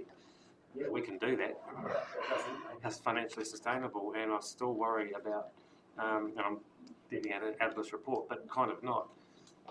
When we have to do that water service delivery plan, and one of the measurements is financial sustainability, does any of this work address any of that, or is that still going to be a separate argument? Yeah, it does. Yeah, so the phase one work has highlighted some of that area, and I generally think we'll be able to get some of that out of phase two, whether there's opportunities or whether there's not. But part of the legislative work we have to undertake is to look at different scenarios and collaborative CCOs or other models. That is part of the work we have been assigned, for want of a better word. Is it dependent on all of the councils being involved? Like if one or two of the bigger players decide to go on their own, I mean, it's kind of politics of it all, but how much, with in terms of this work that we're paying for, does that jeopardise any of the work if one or two of the bigger players decide to step out or stop the process? It would. I assume it would, but I haven't had the impression at this stage that that is the intent of anyone. Obviously, I can't speak for, but that wasn't the impression I got at the GM level on Thursday. Thank you. Councillor Wilson? Thanks, Rob. Just curious, knowing that it's the infrastructure councils and the regional councils are the same, is there any input from the regional councils in the working group considering looking into opportunities with shared services or shared resources, particularly in that consenting area? There's a representative from Environment South and Otago Regional Council. Because would I be right in saying if we've got Te Mata Arawai as the water regulator, councils delivering the infrastructure, and then regional councils managing those consents, and then what other stakeholders would also feed into this working group to kind of close the loop that everything's being planned forward? And there's no iwi representative. There has been iwi engagement as well. Thanks. Thank you. And the mayor has pretty much said, you can't get your way out of what we seem to be looking at. But are you able to give me some more details on, say, point number 27? I'm presuming we'll not be considered a high growth council there. So that is not valid for us. Have we? But number 25 and 26, at paragraph 25, it says that LGFA has introduced financing framework for CCOs under this initiative, provided they are financially supported by their parent councils. And then in paragraph 26, it goes on to say that the debt for the water organization will be treated separately from the debt by the parent council. So what support are they talking about in paragraph 25? If the debt is going to be considered separately, then what support There'll be a mean? There'll be a link to the ratepayer. So I'd imagine the water system runs into trouble. So we are the backup there? Is that what that is? It's my understanding, but I can look to clarify that a little bit cleaner. Thank you. Just between 25 and 26. Like a guarantee is my understanding, but leave that with me. LGFA, as it is, we do give a guarantee, don't we, councils? If you are borrowing from LGFA, everything is cross-securitized there as it is. But yeah, any clarification there? Thank you. Just a question as well, and this might be a question you might have to ask to Mount Arawai, but if you're having a discussion on it. So say they set that limit of up to 1,000 in the population, and there's your standard. What happens when the population becomes 1,001?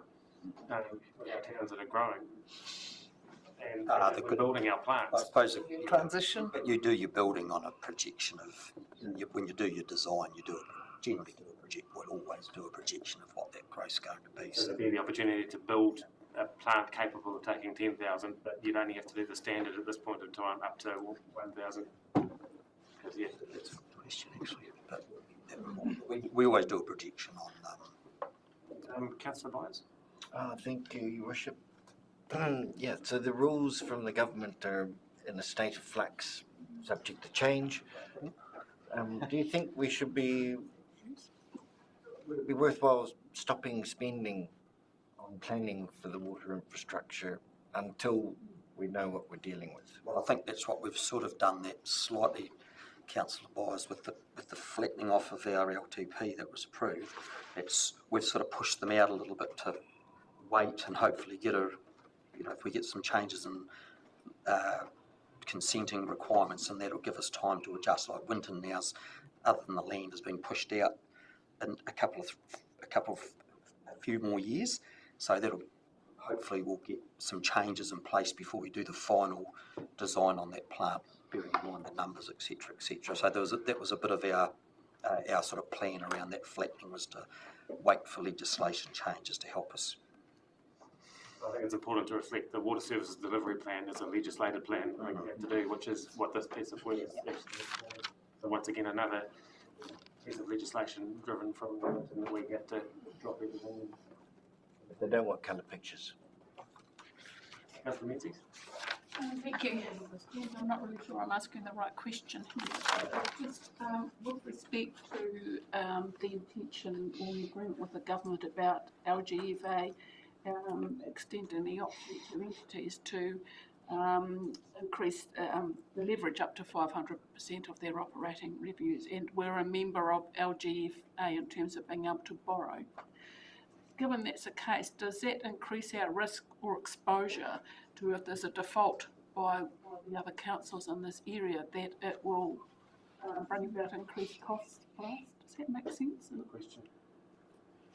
It does make sense, very much so, and I will dig a little bit deeper on that and find out, but I would suspect it would increase the risk on councils that were involved in those CCOs.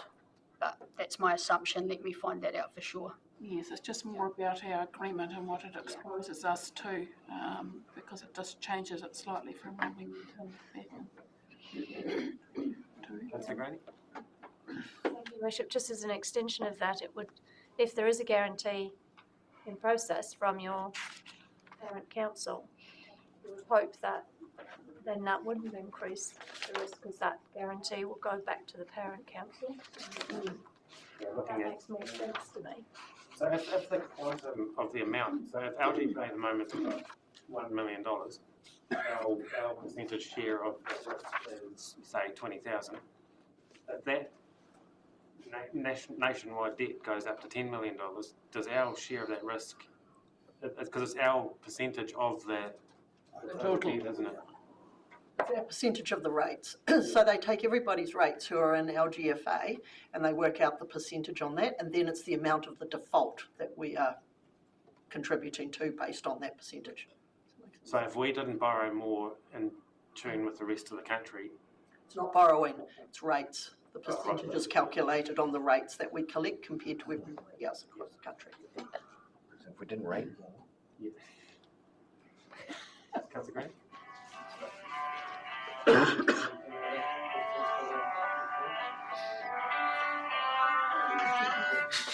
My turn? Bloody thing down. Elevator music in the background. Yeah, through you, Your Worship.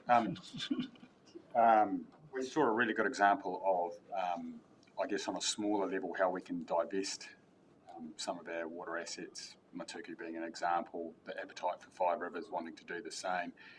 We got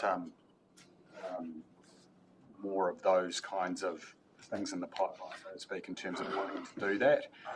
I'd like to talk to the people about Princhester next, but it's a very, very small one, but really doable, probably like Five Rivers.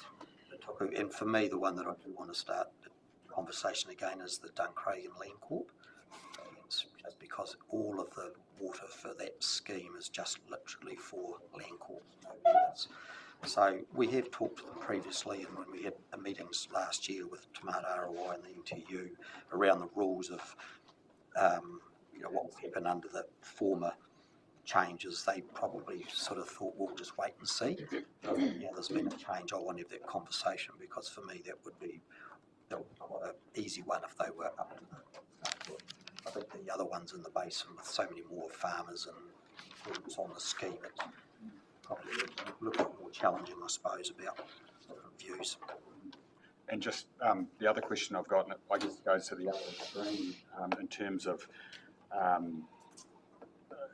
the working with our other council, Otago in particular, in the northern area, just on our border, there's a 700 block house subdivision which has been granted consent, which involves significant infrastructure. We're talking about a wastewater pipe sort of in excess of 1.5 metre diameter. So I'm just wondering how we can sort of think about the future in terms of the attitudes from the existing residents and the community there. There's obviously going to be a bit of difference of opinion on all sorts of things in terms of that and how it affects people moving into the future and their desire to maybe shift a bit further south.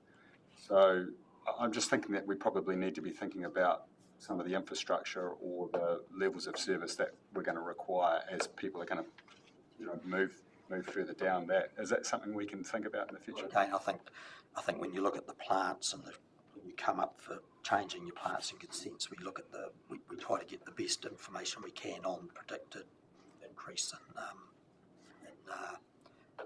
in population at the time. I think that was one of the things in my view with the previous Three Waters reform. I think one thing that might have been good out of that was a more holistic view of towns that are very close together, and how it might have been a town very close that's on the next door neighbours, and it might have been in the Clutha District Council, but very close to the Gore or Southland District Council. I think that was one area that we might have seen some real progress on, a bigger holistic view of where we've got three towns very close together. Boom. That's more challenging with individual councils, but I think that would have been a real potential positive out of the previous legislation. There's nothing actually ever been stopping that kind of conversation from happening, even under, we could do it at the moment. No, but I think that would have been a forced conversation, which may have made things a little bit easier to talk to your neighbours. Councillor Wilson. Question. One of the Three Waters that was even in the last legislation is still a little bit confusing of where it ends up, is the stormwater aspect. And knowing that we've got a few issues throughout the district with stormwater infiltration into wastewater, where's that can't be unique just to our district or this council. The impression I got from the ladies from Te Mararoa is it's the water's obviously got regulation. They're working on this fast tracking potentially of wastewater through stormwater is like it always has been, regrettably the third cousin and way down the track. Is there some kind of priority still required of removing some of that stormwater infiltration from the wastewater networks though? We're going on that. We are still in the we've got a program. Yep. Thanks. I'm going to get into the weeds a little bit here, but like an example that's been suggested by a ratepayer in terms of Councillor Fraser's innovation piece is actually collecting the stormwater to then be used in washing machines, toilet flushing, all of that. So you're almost killing two birds with one stone. So you're not treating a whole lot of water that you're flushing down the toilet. And I know even in Auckland City Council, new builds now have to actually capture that stormwater and it gets used in that way. So I think if we're able to, going forward, look at this whole thing differently and incorporate that innovation piece, because the current trajectory, as we've talked about multiple times, isn't sustainable. And rather than going, how are we going to fund this current way of doing it, looking at different ways, and I think it's important that, and that's an advantage I think we can get out of sharing that knowledge with our neighbouring councils, and they might not be adjoining neighbouring councils. It might be we might have something in common with Northland that we can actually share. So there's opportunities there, I think. I've got the Chief Executive wanting to. Thank you, and thanks team for the report. It is complicated, I feel, for everybody who's struggling to figure out where this is all going to go, and I guess to just touch on the frustrations from the LTP, where we've been projecting some pretty serious numbers as a result of the rules and the legislation that prevails. We know that the drinking water standard is likely to change, or implementation might change. We know that the environmental standards for wastewater discharges are expected to change. But we don't know when and to what they will change to. We're told that that change will come through the RMA amendment or an RMA bill that will come to the House in the new year, which means that we won't know what it is the target is for us until well into 2025. But we have to do an annual plan, and the budgets for the annual plan need to be ready for December, January this year. So once again, Council is going to be back in the same situation that we're being compelled to do budgets against a standard that we don't know what it is. And you understand the implications of that, because the current standard, just to give you a bit of an idea, the difference in the environmental standard could be in the order of 100 million for Southland District Council. So these are very significant amounts of money. We have to do the water services plan. I asked DIA on a Teams call the other day how we are to do that in a meaningful way if we don't know what the standards are, and they said, oh, we'll just use the current ones. I have had several in-person conversations with DIA staff over the last 4 days, and they have been vigorous. There are going to be changes to the Local Government Act around this drinking water space. We don't know what they are and when they're coming in. The best advice that we can give council at the moment is to stay connected to this work with the neighbours and just see how that plays out. It's not a massive investment, but it's better to be part of that conversation at the moment than not.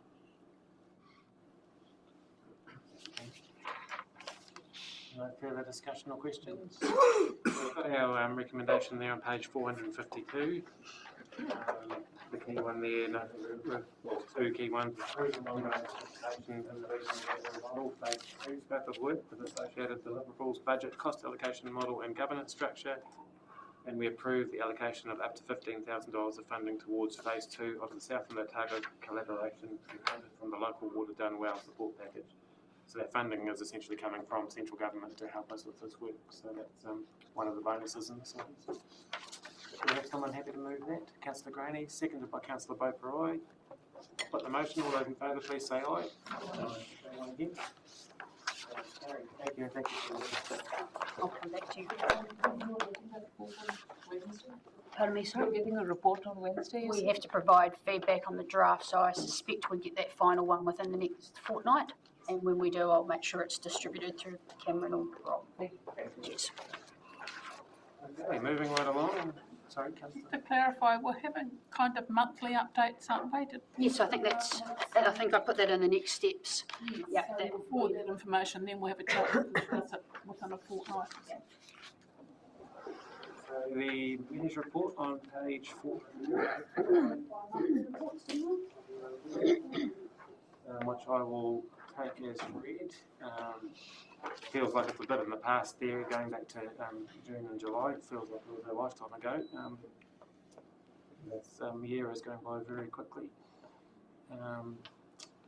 And if there are any questions for me on any of that, go ahead, and otherwise I'll open up to councillors to provide any input on anything that they've been up to as well. Councillor Michael. This is not one of my roles, but I'm a trustee for Arts Murahiku. And last Saturday night, we had the inaugural Southland Art Awards where the Supreme Steve Solomon with the Matariki Wayfinding project proposed. He acknowledged the partnership with Southland District Council. It was an amazing night. They also acknowledged Councillor Paul Duffy, Arts Murahiku, for all the work that Paul had done in the arts and around Arts Murahiku. Really appreciative. Thank you. I'll just add a little bit in here that wasn't in here, but it came through on Friday night. Just our neighbouring council, Councillor Neville Phillips in Gore, got the Superhuman Award, nationally recognised through Local Government New Zealand. So that was really cool for Neville. He's done a lot of work through his community and as a councillor for many years as well. So that was helping putting Southland on the map with a good, true Southlander. So that was really cool to see that. So congratulations to Neville. I'll just throw one other thing, Creative Communities. He's again funded Te Hoi Koi exhibition starting on next Friday, and it's open for a couple of weeks. So if you're in Riverton, have a whirl through and have a look, and it's based on the collection, any of the art pieces that have gone in. So it's well worth a look. Through your worship, probably just as you're aware, we had the first Fire and Emergency New Zealand Community Awards for Garston for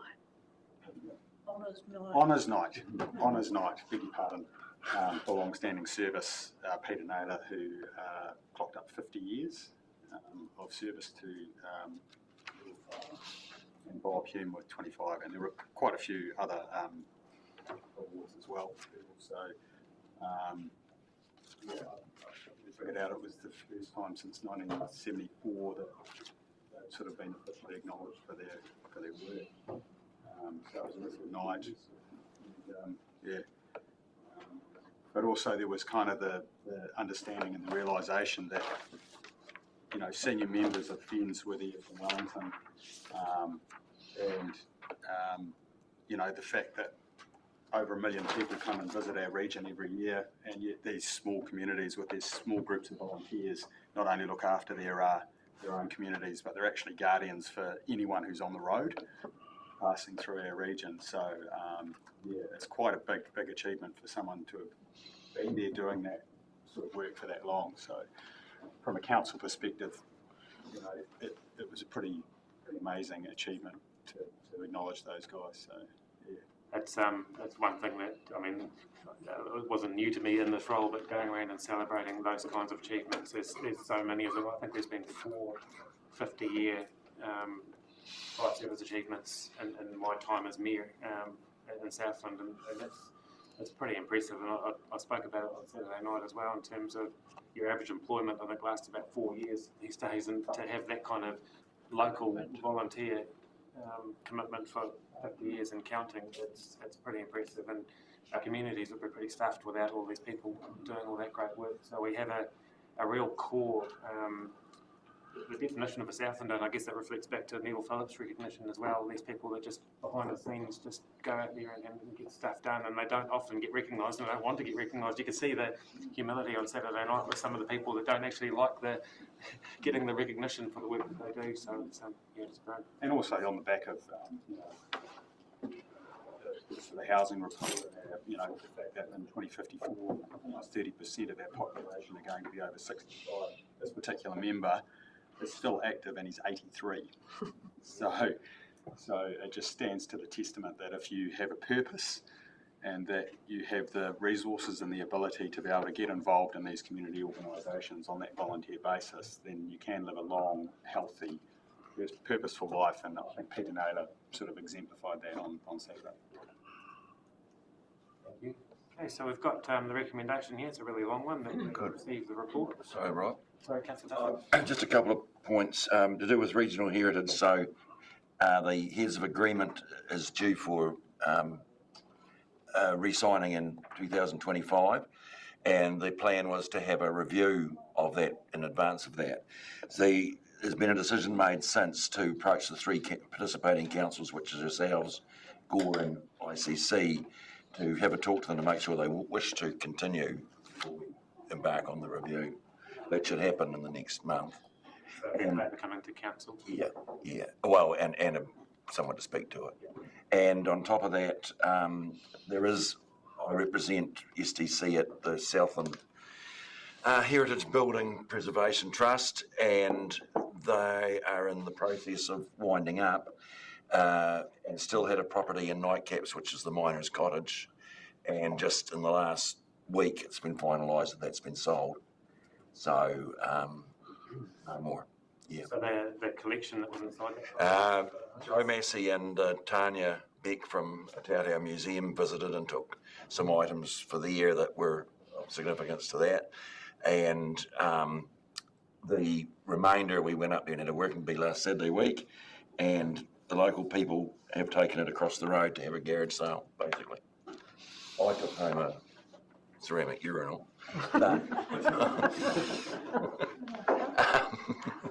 Someone else took home a woolen quilt, which looked really good to me, but I can't believe it. She washed in the washing machine and had to vacuum the remains out. So anyway, that's, it's been moved. I think there was 1 or 2 items that families donated and claimed back as well. Yeah. So you're in a position to receive that report, move that we receive the report. You have a seconder? Councillor Baker, aye. All those in favour, please say aye. Anyone against? That's carried. Thank you. Right, item 7.8, the policy on development and financial contributions adoption. Sort of continuing on the LTP that we've kind of finished. This is page 461. Welcome across to the table. Thank you and good morning, Your Worship and councillors. Today we're asking Council to adopt the draft policy on development and financial contributions, which can be found on page 471 of the agenda. The draft policy proposes that development contributions generally remain in remission. Financial contributions continue to be able to be collected, and remission applications can be considered to support retention and use of Maori land, and that effectively applies for FCs. Council received submissions on the draft policy on 16th of July and then deliberated on the 24th of July. Following deliberation, Council endorsed the draft policy without alteration, but subject to the next review being brought forward ahead of the development of the 2027-2037 long-term plan. For clarity, as the LTP was adopted earlier this morning, the resolution that will come into effect on the date of adoption would be applies to from today if adopted. So thank you, and I'll take any questions. Do we have any questions from the? Thank you for your report. I was just going to speak to the development on Maori land on page 470, 1.4. Just being very clear, and I'd actually mentioned it to Rob after the last meeting. Our obligations under the treaty around that, are they highlighted in here? In this report or the policy itself? In this report, within the policy? They are highlighted within the policy, yes. Okay, because I've read through that and I was just making, doesn't make any reference to the treaty? No, so it will refer back to Te Tura Whenua Māori Act, which is the enabling legislation that requires us to support the preamble. Okay, thank you, Chris. Appreciate it. Any further questions? There being none, I'll look at our recommendations on page 462. Noting that under section 1.3, the policy development contributions will remain in remission and will not be collected. We adopt the policy on financial contributions, and we resolve the policy to come into effect and supersede the current policy on the date of adoption of the long-term plan, which is today. And we delegate authority to the Chief Executive to make any required minor amendments to the draft policy on development and financial contributions. Someone in a position to move? Councillor Menzies, seconded by Councillor Fraser. I'll put the motion. All those in favour, please say aye. Aye. Anyone against? Thank you, Chris. Thank you. Okay. The next item on the agenda is the Southland Local Government Structural Opportunities. On page 503 of your agenda. And 503. There was a separate attachment That came out on Friday afternoon. that came out on Friday afternoon. Hopefully everyone's had a chance to read it. So this report I will speak to as talked about not so long ago, but this basically came out of a whole lot of, all through, well, I guess for many, many years it's been a topic that's kind of been bandied about. Sitting on the Representation Review Working Group, we were looking at the structure that we were having for our own council. It kind of came up in there as well. And noting that the system that we're working at the moment has been in place for over 30 years. I think we're in a very, very different climate today than we were in 1989, 1990. Even the basics of how I do my role with the technology that I've got in front of me right now, as opposed to back then, we're in a very different setup, and we've talked about it a lot today in terms of the constantly shifting goalposts and everything as well, but also there's been a lot of talk about efficiencies and how we can do things better and how we can do things differently. And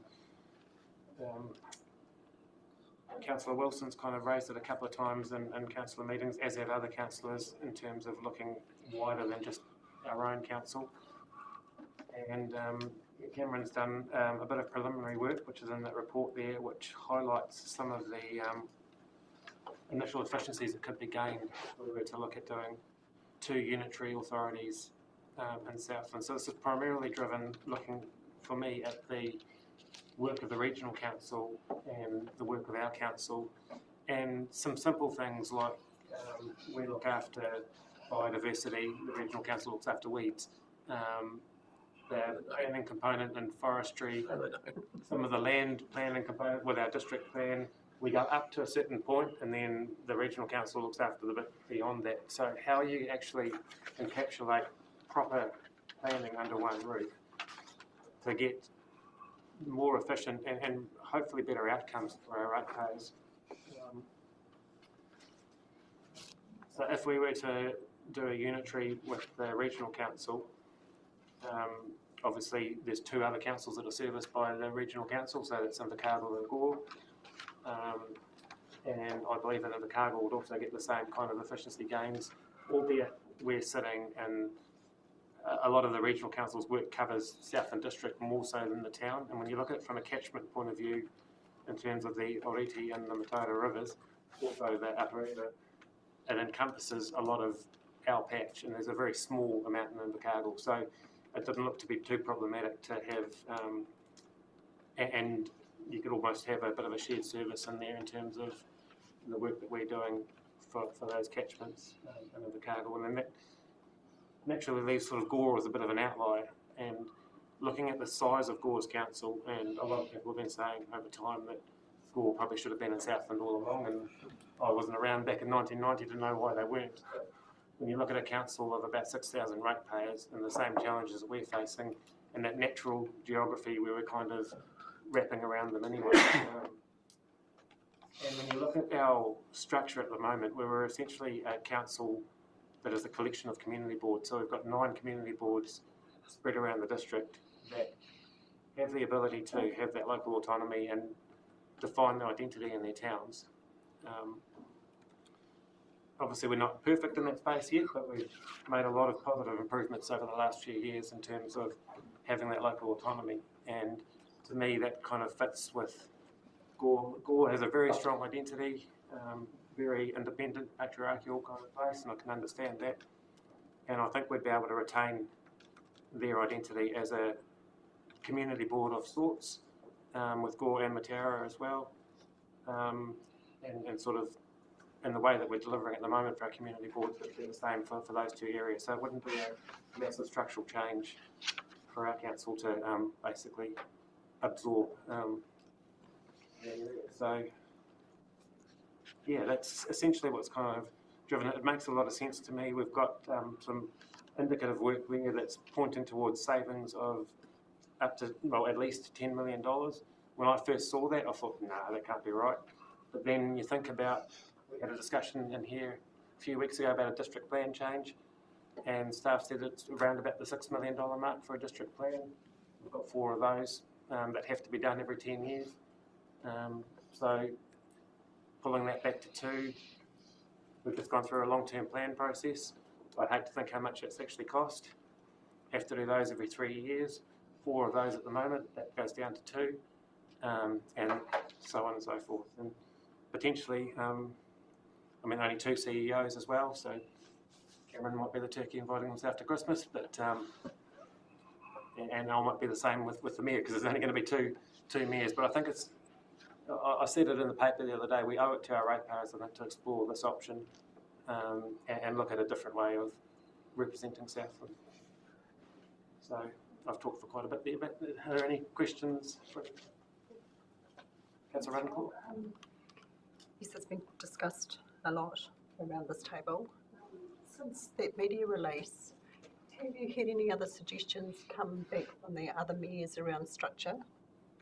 Your thoughts for the structure of Southland? The other mayors are wanting to have discussions with their councils and everything as well, so I believe those discussions will be happening at the moment. One thing that I forgot to add to this is how we do this going forward in the next steps. And at the conference in Wellington, Sam Bratton, the president, has done some exploration around Europe and looking at different ways of representation over there. Not representation as far as the structure goes, but how the democracy process happens. And citizens' assemblies came up and interviewed one of the mayors from Dublin in Ireland, and it was a really cool process of setting up a panel of people from all sort of walks of life, and rather than just putting them in a room and saying, right, here's a report, make a decision. It's actually giving them the full context, giving them the same kind of information that we get as a council, so they're fully informed, and then finding out and getting a recommendation from them. When you look at all the different stakeholders we've got in Southland, and importantly, the people that aren't at this table and aren't in the room with us, that will be impacted by this change, I think it's important that we incorporate that kind of a system to help drive this change going forward. So that's kind of what I'm looking at as a next step, so that it's not just the world according to this table, it's actually embracing our community. Councillor Graney? Thank you, Worship. The other thing that the citizens' assemblies did was actually to look at the demographic of the population and where they came from. So, for example, they filtered the population down based on age, so they had somebody out of every age category. Then they filtered it by what they did, whether they were, what sector they belonged to in terms of their employment or occupation.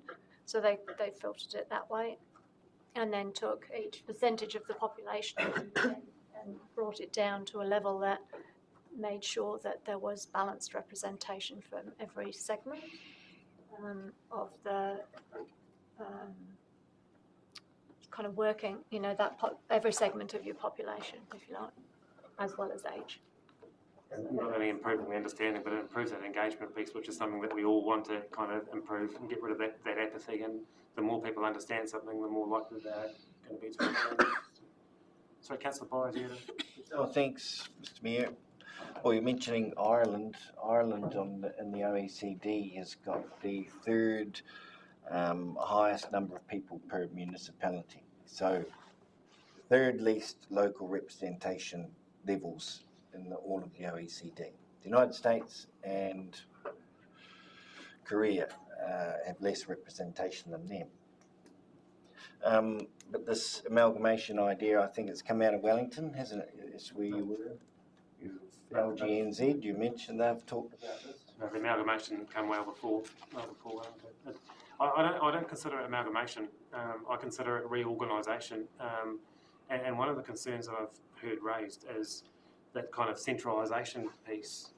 I don't see this as centralisation. I see this as part of it is centralising the support services, but enhancing the localism part of the actual representation structure and incorporating the functions of the regional council around the district into the community boards. At the moment, the regional council is based in Invercargill, the one office in Invercargill, and quite heavily Invercargill centric. When you look at our district offices that we've got around and our local structure through the community boards, and enhancing the services of the regional council into that kind of a structure, I think would actually enhance that local representation. Sorry, I interrupted you. You did. The amalgamation, I mean, if it was something that actually did create efficiencies, then we could go to Auckland and see the amount of efficiencies that they've generated with their amalgamation. See, this isn't Auckland, but it's... This is amalgamation. Now, if the theory of amalgamation actually created efficiencies, there would be a good example to see some efficiencies. There are none. $12.1 billion in debt. $500 million a year they pay in interest only. This is amalgamation. They had a Royal Commission, I think, did a study beforehand and said, Auckland, you stand to save a whole lot of money before amalgamation. Well, it hasn't worked. Yeah, totally agree. The Infrastructure Commission, New Zealand's commissioned a study. New Zealand is already heavily centralised. I just mentioned that with the OECD. We're the fourth most heavily centralised country in the OECD. And you want to make more heavily centralised.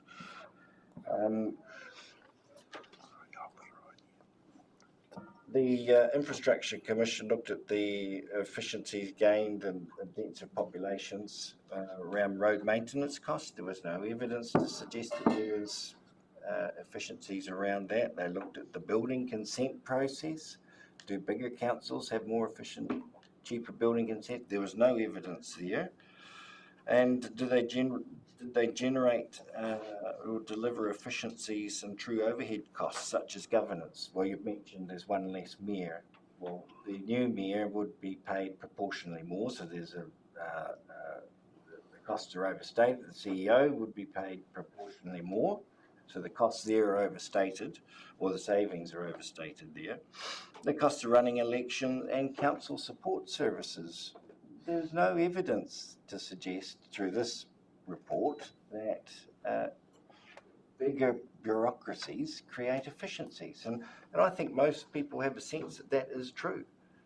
I'll just challenge a couple of things there, Councillor, in terms of we're definitely not Auckland. And I've been against amalgamation for quite a while, and not so many months ago I was having a conversation with someone about who was suggesting that we should be one council in Southland, and I used Auckland, like you did, as an example of why it doesn't work. When I look at this setup, and I'll again say it's not centralisation of representation. Well, it is. You look at Southland at the moment, as for the district, we've got exactly the same ratepayers as the regional council. We've got 100,000 people in Southland with 4 separate councils, and I would say that we're over-governed in terms of that capacity when you look at the functions of the regional council and the functions of our council. I'm not proposing that we're merging with Invercargill City Council for that very reason of I don't think you'd get any efficiencies like you talk about with Auckland out of there. And it's important to have that differentiation from the city to the rural aspect. But I do see those savings, and it's not just one mayor being saved, we're going from 4 mayors to 2. So and 20 less councillors, which will be affected by the community board representation and enhanced at that local level. I'm, as everyone around this table will know, I'm a very, very strong believer in that local autonomy and that local community board voice and input. And the more control we get at a community level, the better we will be. And yeah, so that's where I challenge that centralisation piece. But yeah, I won't go into a big debate with you here on that, but thank you for your points. Councillor Duffy? Oh, well, every area has a different set of circumstances. And we talk about Ireland, it's a little bit bigger than Otago and Southland. It's got 26 counties, and structures under that. Anyway, coming back to us, we've got to look at the examples that are similar to us, and the places like Marlborough, Tasman, they're the sort of places, Gisborne, that's the sort of places we should be looking for examples for. And I mean, the fact is that in 100,000 people in Southland with 4 councils, it's probably not really sustainable for the future. And so I know that there are amalgamations that's happened in Australia, where there's been hundreds of thousands of people, population-wise, amalgamated, and it hasn't worked well. But at the scale we're talking, and I mean, the district plan costs are a very good example of and I mean, here we've not only that, but we've got districts side by side with different sets of rules. So I think this is a very well-written report. I particularly like point 43 about the difference between us and the city. And I think this is a timely exercise to go through.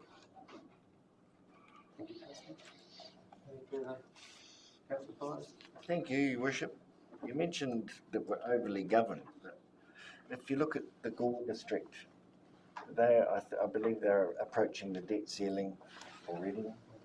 This council, well, we're planning to approach our debt ceiling pretty quickly. So I'm not sure that it's overly governed. I suspect, I'm starting to be concerned that we're poorly governed. So why would we increase the risk to our communities by increasing the bureaucracies that are likely to be poorly governed? Straight through to debt ceilings, no efficiencies. So what's the solution that you propose to that? Well, I'm suggesting you get your own house in order. Is that not start looking to others? Councillor Wilson? Sorry, Councillor Duffy? I was just going to say, I take issue with that. This council's been very prudently governed in all the time I've been here. You must have missed the last long-term plan. I actually read the last term plan and took notice of it. Councillor Wilson? I'm just glad the conversation started, to be honest. I think the Future for Local Government report was one of the enticing pieces of work that got me to allow myself to have my arm twisted to stand for council in the first place, like the opportunity to discuss local government in Southland and Murihiku into the future doesn't come around a lot, but the last time it was really addressed was, like you say, before technology, before the internet was a thing, so the opportunity to do things more efficiently. The other thing I've observed and paid attention to in the last 2 years is some of the resource shortages within the sector of local government, and then realising that we're competing with our neighbouring entities to get those skills and resources. And I don't want to use the word amalgamation because that's got that scary connotation, but there's certainly the opportunity for some aggregated services. I think the opportunity to harness those community boards, local boards, city councils, but then see, my only concern with the proposal that you've proposed would be, is there a gap in economy of scale? And if we're going kind of with all the flood management that needs doing throughout the district that ES has been forecasting in their long-term plan, does taking the city funding out of that leave a bit of a gap as far as economy of scale, knowing that the health of the district and the primary industries is important for the city economy as well. So ensuring that some of that economic value does come back out to the district, and so wanting to ensure that that gets bridged. My vision personally is really even wider too, because living in Lumsden, we've got this growing almost city population economy to the north of us at this equal distance to the city of Invercargill, and just thinking about what the future holds with the way that the regions are interconnected is, what is the future of how services of local government are delivered and how it's governed at a local level even wider, and would be interested to see how this two unitary authority proposal versus maybe a combined authority proposal could look. But again, commend you for starting the conversation, but I think it says in paragraph 3, act as a catalyst for further discussions with other Southland councils, local iwi and the wider community. I would encourage the wider community to be motuhaku.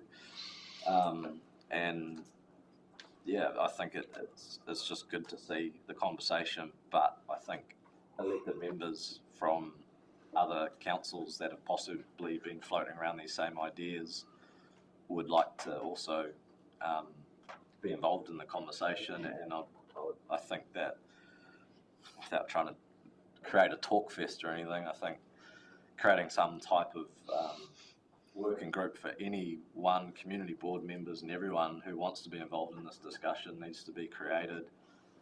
It's not up to one council to lead a proposal. I think it's up to maybe the council to start the conversation, for the community to pick it up from here, and then ultimately the local government commission to kind of get the finer detail and proposal. The thing that I've always referred back to, I think it's Part 2 of the Local Government Act on reorganisation of local government. The appetite for the Local Government Commission to look into it is only 10% of affected electors. And with my ear to the ground in the community, I'd say it's pretty safe to say that that threshold of 10% of affected electors would have interest in at least looking at the future of how this works. And if this is reacted to listening to them, taking leadership, then I don't know if I fully agree with the current proposal as it stands, but as long as it's a conversation started, then it's good. Yeah, are other councils putting in the same amount of money towards this, or are we leading the charge? At this stage, we're leading the charge. I'm not too sure. Like I said before, they haven't had conversations yet, or they're probably having them at the moment in terms of where they're going. I think the important aspect of that budget is the up to part, and we might be able to find, when we set things up going forwards, as a joint kind of look, there might be efficiencies. I mean, I agree with it in principle, but I just not so sure that we need to be spending the money and leading the charge if the rest of our counterparts aren't on board. I'd like to see a consensus with all the mayors and chief executives that this is the way forward before we start charging off in our own little escapade. And at least nothing. And I sort of agree with Don. I think our time would be better spent looking inwards and when this conversation gets real, sure, have it, but if the other councils aren't on board with it, then we're sort of wasting our time. Yeah, I think look, I'd hate to see this not gain traction because of us not wanting to. We need to put the resources and the attention into it to extract out the full savings. We've got a high level kind of indicative. If no one else is on board with it, if the other people and ES and Invercargill aren't keen on having a bar of it, then so we're screwed, aren't we? Cuts down the population, though. Yeah, the people. I've got Councillor Keith and Councillor Graney. Thank you, Worship, and thank you for the initiative that you've shown here in presenting this. Discussion in our communities has been around for a long time as to how efficient we could get and how the roles, more around the roles of how that we have so that they are the same across the boundaries, across the roads, across the rivers and catchments, because the majority of that doesn't recognise the differences that we have established traditionally. I had the opportunity to talk to people from both Nelson City, which is a unitary authority, and Tasman, which is a unitary authority. And they both felt that the unitary authority gave them better outcomes because the functions that are the work of both types of councils, both regional and territorial, being in the one building, being considered and prioritised by one set of councillors, gave a much better result for outcomes for communities, environment, etc. So I think this is a great starting discussion. The money that is potential savings. Sad to hear the rhetoric around, oh, you don't see it saved, but actually it's more if the efficiencies come out and we don't actually have to pay, not necessarily in rates, but in hidden costs that are added because there's more than one conversation we had with a different organisation. You can't put a figure on that really, but it is something that people will propose for, I think, as long as I've been on council. So it's really good to have it something formally in place so that those people that have that opinion can actually join the conversation either way. The opinions can be heard. But yeah, this backroom discussions need to stop and we've got something to look forward to going forward. So yeah, congratulations. Thank you, Worship. Councillor Keys has said most of what I wanted to say, because I think it is something that we have heard from our ratepayers, that it is something that they're actually looking for. To just sort of reiterate the conversations from Wellington, both Nelson City and Tasman, I believe said that we wouldn't look back if we actually got to the point where we had those unitary authorities in place, and I think it's time to start doing things differently. You do what you've always done. You get what you always got. And I had a chat to Marlborough as well, and the question I asked is how do you find, because that regulatory role, which the regional council has a lot more than us. I mean, we obviously got a regulatory function in our building and environmental health. So how do you get on with having to regulate yourself because there isn't that independent fact? And they talked about how they, kind of like we've got at the moment, or had in the past with that regulatory function at a governance level as well, and they have that split. But I said, so what, have you ever had to put an enforcement order on yourself? And I said, no, we don't get to that point because we have the discussions in-house first, which blocks it. And there's efficiency in itself in terms of having everyone under the same roof, the two departments, or three departments, however many departments are involved, not working in silos and actually talking together and reaching the desired outcome before it gets to the phase of having to actually do enforcement on yourself, which is one of the things that I don't like about the current setup in terms of we've got ratepayers basically having the potential to put enforcements on it. We're enforcing ourselves and the lawyers are winning in the process, so anything that can avoid that kind of a situation would be good. there's no, sorry, Councillor. Just the thought that further thought that I had to say was that the conversation needs to be had with our community. So it's not necessarily for those that are already involved in the current structure, because we need to make sure that we're hearing from people with other ideas, not just the ones that we've always worked with. Thank you, Your Worship. I was just going to make a comment. I think you've just expressed it. But it would be hard to argue that this is not in the interest of our ratepayers, and that it is a starting point, and it brings out for all of our communities some opportunities to see how it might work, and also reasons for maybe it may not work so well, and an opportunity to see how that those barriers, if any, might be addressed, or if it stays the way it does. Thanks, Your Worship. Looking at these, what are these? Recommendations. Thank you. I would have thought that we would be wanting to discuss this with the community and the other councils, but these recommendations suggest that we're going straight to the local government commission. Well, if you look at D, we're approving further information to be prepared to enable a formal proposal. So we're looking at actually gathering up more facts. Cameron's put some good work into this report, but it's not getting into that on the lower level details that we'd need to actually do the full proposal, and that would include working with, like we talked about before, the Citizens Assembly and or a working group with the other councils. So this isn't, I totally agree, this needs to have a wider audience. If says, and then we lodge a proposal with the local government commission. This is before anything with the local councils or the local community. I'm a bit uncomfortable about the rate of pace that you're suggesting here. Yes, it is going to come back to council first. So if you look at G, notes the intent for the formal proposal to be brought to council for endorsement before lodging it with the local government commission. But you haven't discussed it with the other councils or the community. Yeah, that will be, G will be coming after that piece of work has been done. He covers it. Exactly. Including community and stakeholder engagement work. What's the kind of time frame to get to G? That's a very good question.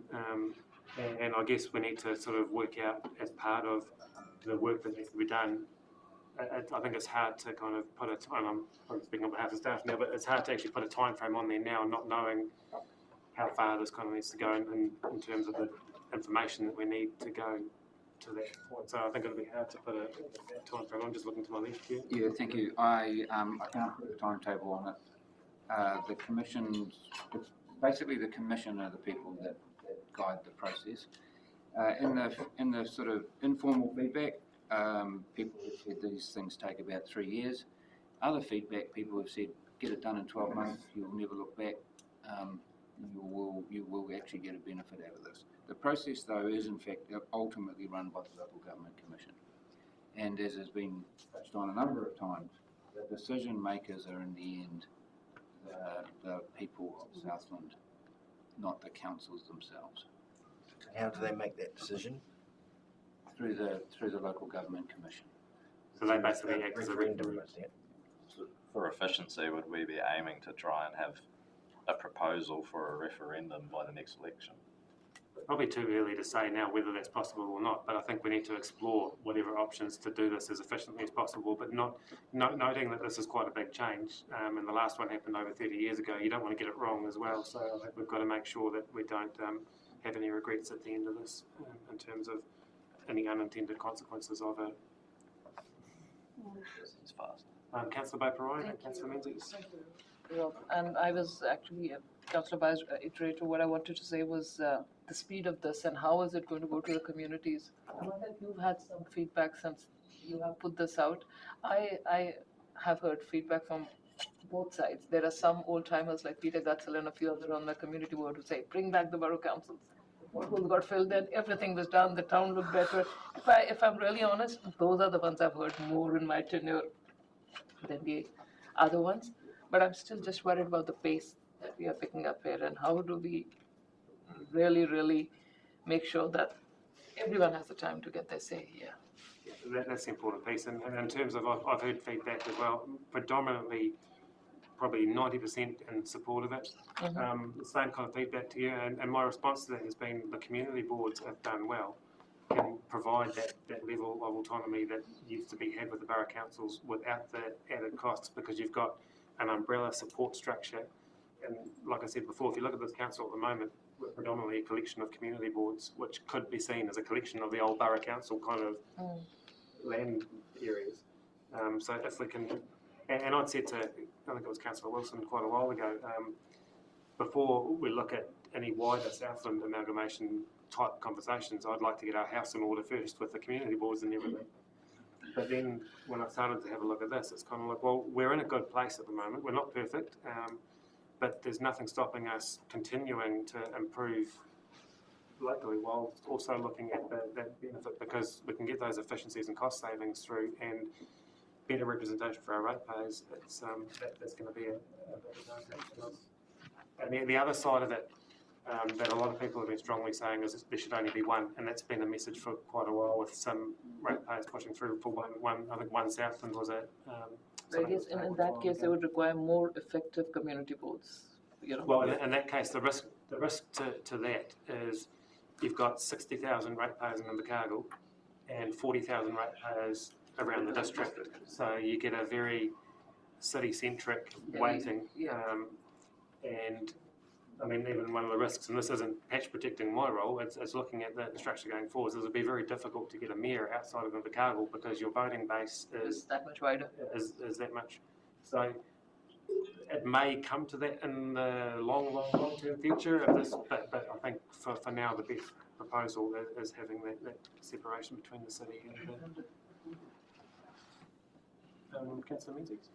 Thank you, Bishop. Just going to note that the importance of community views is outlined in paragraph 14 and 15 of this report, and that where it talks about the final reorganisation proposal determined by the Commission is put to a poll of electors with more than 50% support of valid votes cast required for it to proceed.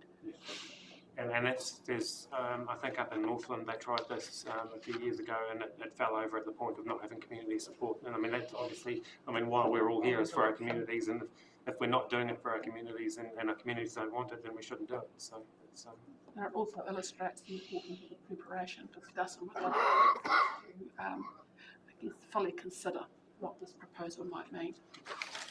So I've got our recommendations there, A through to G. Do we have someone in a position? Well, I can probably actually move that since it's my report from the chair, so I'll move it. Do we have a seconder? Councillor Graney? If there's no further discussion, I'll put the motions. All those in favour, please say aye. Aye. Anybody against? Aye. Councillor Byers? You wish to have your dissenting vote? Yep. Carried. Thank you, everybody. Okay, getting close to lunchtime. But I'll go to item 7.10, the transfer of the Five Rivers Water Supply Scheme. And this is on page 509 of your agenda. Recommendation for 510. Welcome, Grant. Thank you. Through you, Mr Mayor, I'd like to got the report for the transfer of the Five Rivers Water Supply Scheme. I would like to take it as read because this is now the second one, and we've had a wee bit of a conversation. 2 points that we have had the letter from the Five Families lawyer stating that they have taken into consideration all their responsibilities if and when they take over the scheme, in terms of having a financial resource and equity available for whatever may or may occur on that scheme, that they're well and truly know that they've got cost and the like of funds required for the consent renewal in 19 years' time, which is quite a long time away. That they acknowledge it's solely for stock water, etc., etc. So I think that letter's extremely important, and they're also aware that they have a loan balance of roughly about $1,100 that will need to be paid for council, and that they will cover their costs of legal fees and the like. So I'm willing to take any questions. Thank you, Grant. It seems a pretty straightforward and well, it's a very thorough report there with those details. Looks like a very practical step. Are there any questions from the Just out of curiosity, the process of Matuku and then to Five Rivers, has that previous process made this one quite a lot easier for the members of this committee learning? Yes, because we know what to do now. Navigating. And I think this one's a little bit easier too, because there's not really, I mean, there's obviously associated assets, but there's no pumps and pump houses and all that sort of thing. So Really, isn't it? it made it a little bit easier. So we've got to change the recommendations appearing or about to appear behind me. I'm not too sure what they are yet. Just adding in the transfer of the water asset and the water assets have been left out of the resolution. Unfortunately, I don't have eyes in the back of my head, so I might get So it's got a after 4. But now it says approves proceeding with the divestment process for the transfer of the water permit and related water assets to Tank Creek Water Limited for compensation of $1. Just these rural water schemes, I mean, they're for stock, but from time to time we hear of some of it ending up in a supply. So we have no responsibility at all if that happens. We've had written confirmation from the people that they have declared that they don't take water for their houses. So once it's in their responsibility, it's probably between them and Arawa, yes. But and if one of those farms changed and new people acted a bit differently, is that? Well, I think it'd be the responsibility of them. Through you, Worship. I mean, we did have those discussions in the meeting with Five Rivers. Those came up, talking about taking water over and above stock water, but putting them into, say, a worker's house or another house on the property that might be for accommodation or so on and so forth. So they were made, it was very clear, and they were made aware of their responsibilities in terms of the divestment process, and also some of the solutions around filtration that could be done on a cost-effective, practical level if they did want to go down that track. But as Grant has sort of pointed out, once the divestment process has taken place, it then becomes the full responsibility. Liabilities with them. Thank you. And we gave them some good information when we had those meetings with the NTU representatives at Craig McGibbon or whatever. That gave them some really good information on what the requirements were if they were going to take a point at any later date, or what the responsibilities were with water. So I think they've got all the information. And probably just to add into that as well, I'll be going to the next Matuku Trust under the new divestment. I'll be going to there, and possibly Matt as well if he's available, because they've invited us to actually look at how that change of ownership is going, and some of the positives and negatives, and some of the efficiencies, and so we're going to probably learn from Matuku. As Grant said, a lot of these rural schemes are quite different, but there are some similarities. So I'm sure that we'll be able to create some efficiencies from Matuku, Five Rivers, and then whatever other rural schemes who choose to divest in the future. Okay. Thank you, and it's a very thorough process, and it looks like a logical solution. So we've got the recommendations there. Is someone in a position to move? Councillor Ruttenclaw, seconded by Councillor Chamberlain. I'll put the motion. All those in favour, please say aye. Aye. Anyone against? That is carried. And without preempting, this is going to be a fast one. I'll try and squeeze this one out before lunch. The Tuatapere Recreation Reserve replacement of ring fence and barrier gate unbudgeted expenditure. This is on page 545.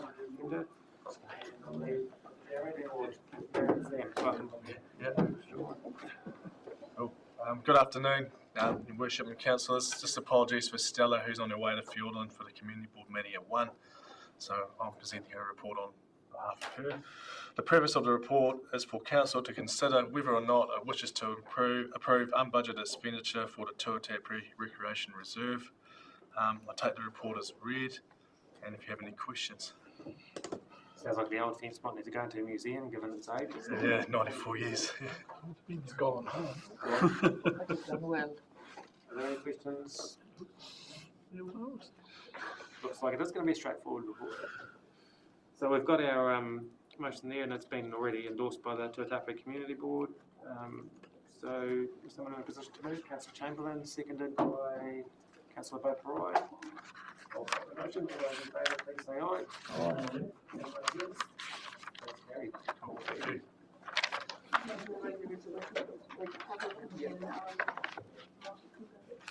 So we have a resolution for our next two items, and I'll just move that we go into exclusions for those. So the reasons outlined on the agenda, so I'll move that from the chair. Do I have a seconder? Councillor Graney. All those in favour, please say aye. Aye. Anyone against?